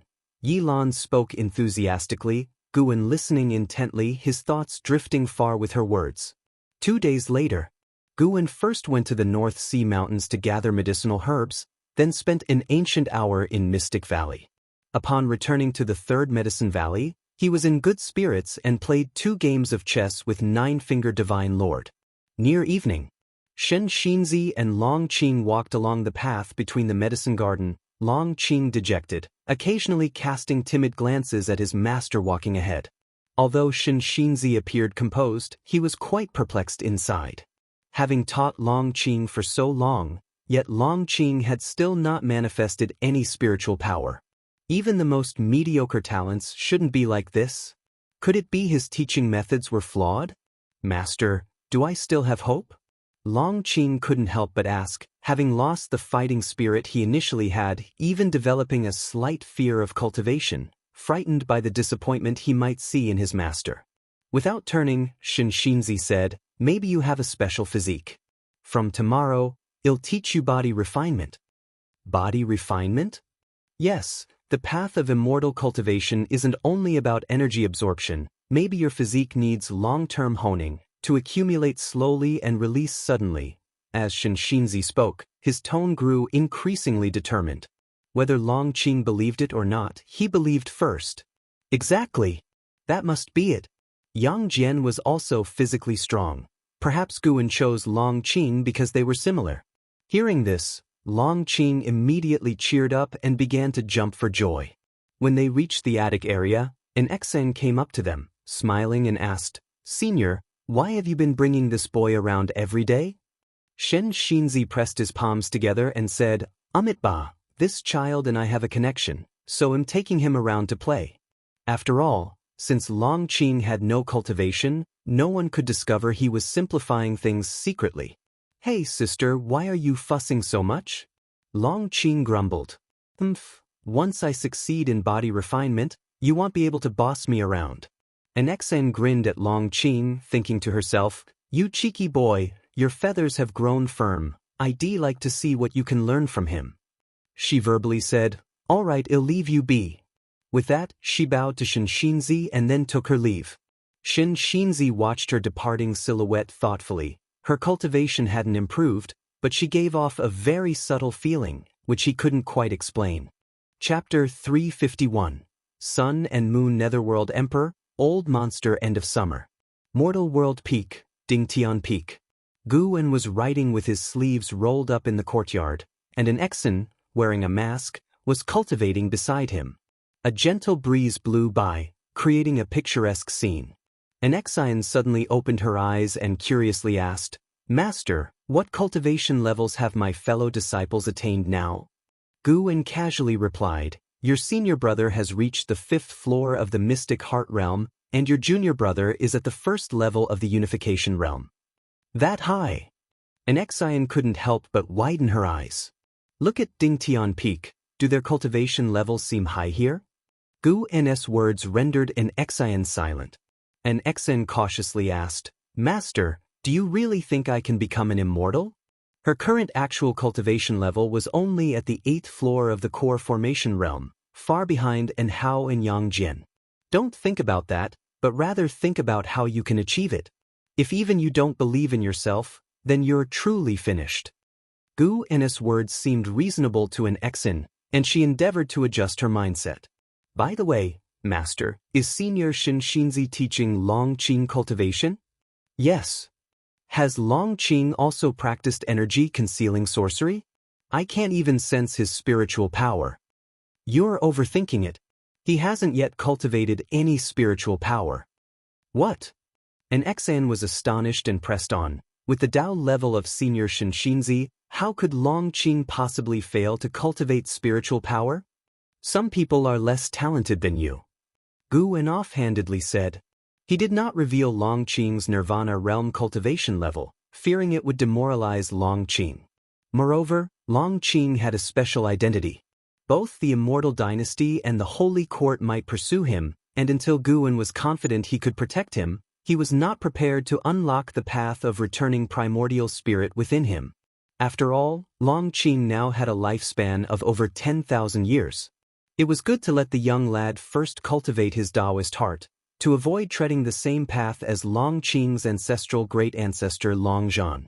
An Xian fell silent, suddenly feeling sorry for Long Qing. Given that lad's character, once he realized his limited talent, he would definitely be deeply affected. Gu Wen didn't say more and concentrated on practicing his calligraphy. An Xian watched him, wanting to speak but hesitating. On reflection, since the master had already shown great kindness in sheltering Long Qing, how could she demand that the master change his fate? Moreover, the master surely had his plans. Realizing this, an Xian composed herself and continued cultivating. 6 years later, the weather was clear, with white clouds adorning the blue sky, each assuming its unique posture. In the mountain woods, 20-year-old Long Qing had fully matured, dressed in tight green clothing, squatting in a horse stance, and continuously punching despite being drenched in sweat. His eyes remained determined, exhaling consistently. His skin was flushed red, emitting steam, and his legs were trembling, ready to collapse at any moment. Xianxia stood beside him, holding a copy of Journey to the West, reading it, and said, Persist for another ancient hour to activate the medicinal effects. Long Qing gritted his teeth and asked, Master, my strength has increased quite a bit. How many levels of Qi cultivation cultivators can I now defeat? You could defeat those at the 3rd level of Qi cultivation. What? Only the 3rd level? Long Qing showed a look of despair, but Xianxia offered no comfort. After mumbling a few words, Long Qing revitalized his spirits, his eyes regaining their firmness. Xianxia, glancing out of the corner of his eye at the change in Long Qing's demeanor, was privately satisfied. This lad has poor talent, but his temperament is decent. In his view, temperament was even more cultivable than cultivation, so he still held hope for Long Qing. He was teaching Long Qing on a whim and naturally was not in a hurry. Just then, Xianxia suddenly sensed something and abruptly looked up. Elsewhere, Nine-Fingered Divine Lord, who was playing chess with Gu Wen, also looked up. Gu Wen looked up, urging, What are you looking at? Hurry up and make your move. As he spoke, Gu Wen's divine thought also locked onto outer heaven. In the starry sky of outer heaven, a vast space rift appeared out of nowhere, hanging right above the great heavenly spirit land, startling the mysterious beings in the sun into opening their eyes. In a moment, there's something going on in outer heaven. I need to watch for a while, the Nine-Fingered Divine Lord said impatiently. Gu Wen looked up, feigning confusion. Under the scrutiny of his divine thought, a figure appeared within the mysterious rift, a man in a black robe, tall and broad-shouldered, with a stern face wearing a long silver jade crown. 2 brightly shining magic artifacts floated behind his head, resembling the sun and the moon, casting light on him, making him seem to radiate a brilliant glow. The moment this person appeared, the surface of the great heavenly spirit land's light layer fluctuated. Upon seeing him, Guwen felt apprehensive. Unfortunately, his divine thought could not perform a lifespan detection. The robed man suddenly disappeared. The next second, Guwen's divine thought shifted to the Holy Land where the Holy Court was located. Its chief fortune was impacted, gathering there, and he felt strong fighting emanations coming from the direction of the Holy Court. The nine-fingered divine lord followed his gaze towards the direction of the Holy Land, frowning. He stood up and said, "Today counts as a draw. We shall continue another day." With that, he disappeared in thin air. Guwen couldn't help muttering, "Always in a rush but still doesn't forget to hedge his bets, really an animal." While collecting the chess pieces, he kept an eye towards the direction of the Holy Court. Soon, the chief fortune of the Holy Court reassembled, making it difficult for him to forcefully probe, which piqued his curiosity about what was happening inside the Holy Court. He waited until nightfall. The robed man did not appear, and the holy domain remained unusually calm, but Guwen saw many great cultivators heading toward the Holy Court like a shower of arrows. Clearly, something had occurred within the Holy Court. In the following days, there was still no activity in the Holy Court, and the space rifts in outer heaven had disappeared, nor was the robed man seen. Guwen visited Immortal Seeking Island and Mortal World Peak and couldn't gather any intelligence, but the great cultivators at Mortal World Peak also noticed the activities at the Holy Court. Their numerous speculations left Guwen feeling they were absurd. Until a month later, Guwen, who was alchemizing inside the building, suddenly sensed something and slightly raised his brow. "Why has he come here?" Guwen did not stand up, cautious not to startle the quarry. A person entered the third Medicine Valley, precisely the robed man who forcefully entered the Holy Court before. His appearance made Guwen uneasy, regardless of whether he was a friend or foe of the Holy Court. His arrival could potentially attract the Holy Court's attention. Guwen did not wish to reveal himself. After carefully sensing, Guwen's mood slightly eased. The guy's aura was very weak, suppressed to the core formation realm level, completely different from when he stormed the Holy Court, almost like two different people. After hesitating for a moment, Guwen stood up and walked downstairs. As he walked down the stairs, he casually looked out, and when his gaze swept over the robed man, he quickly performed a lifespan detection without lingering.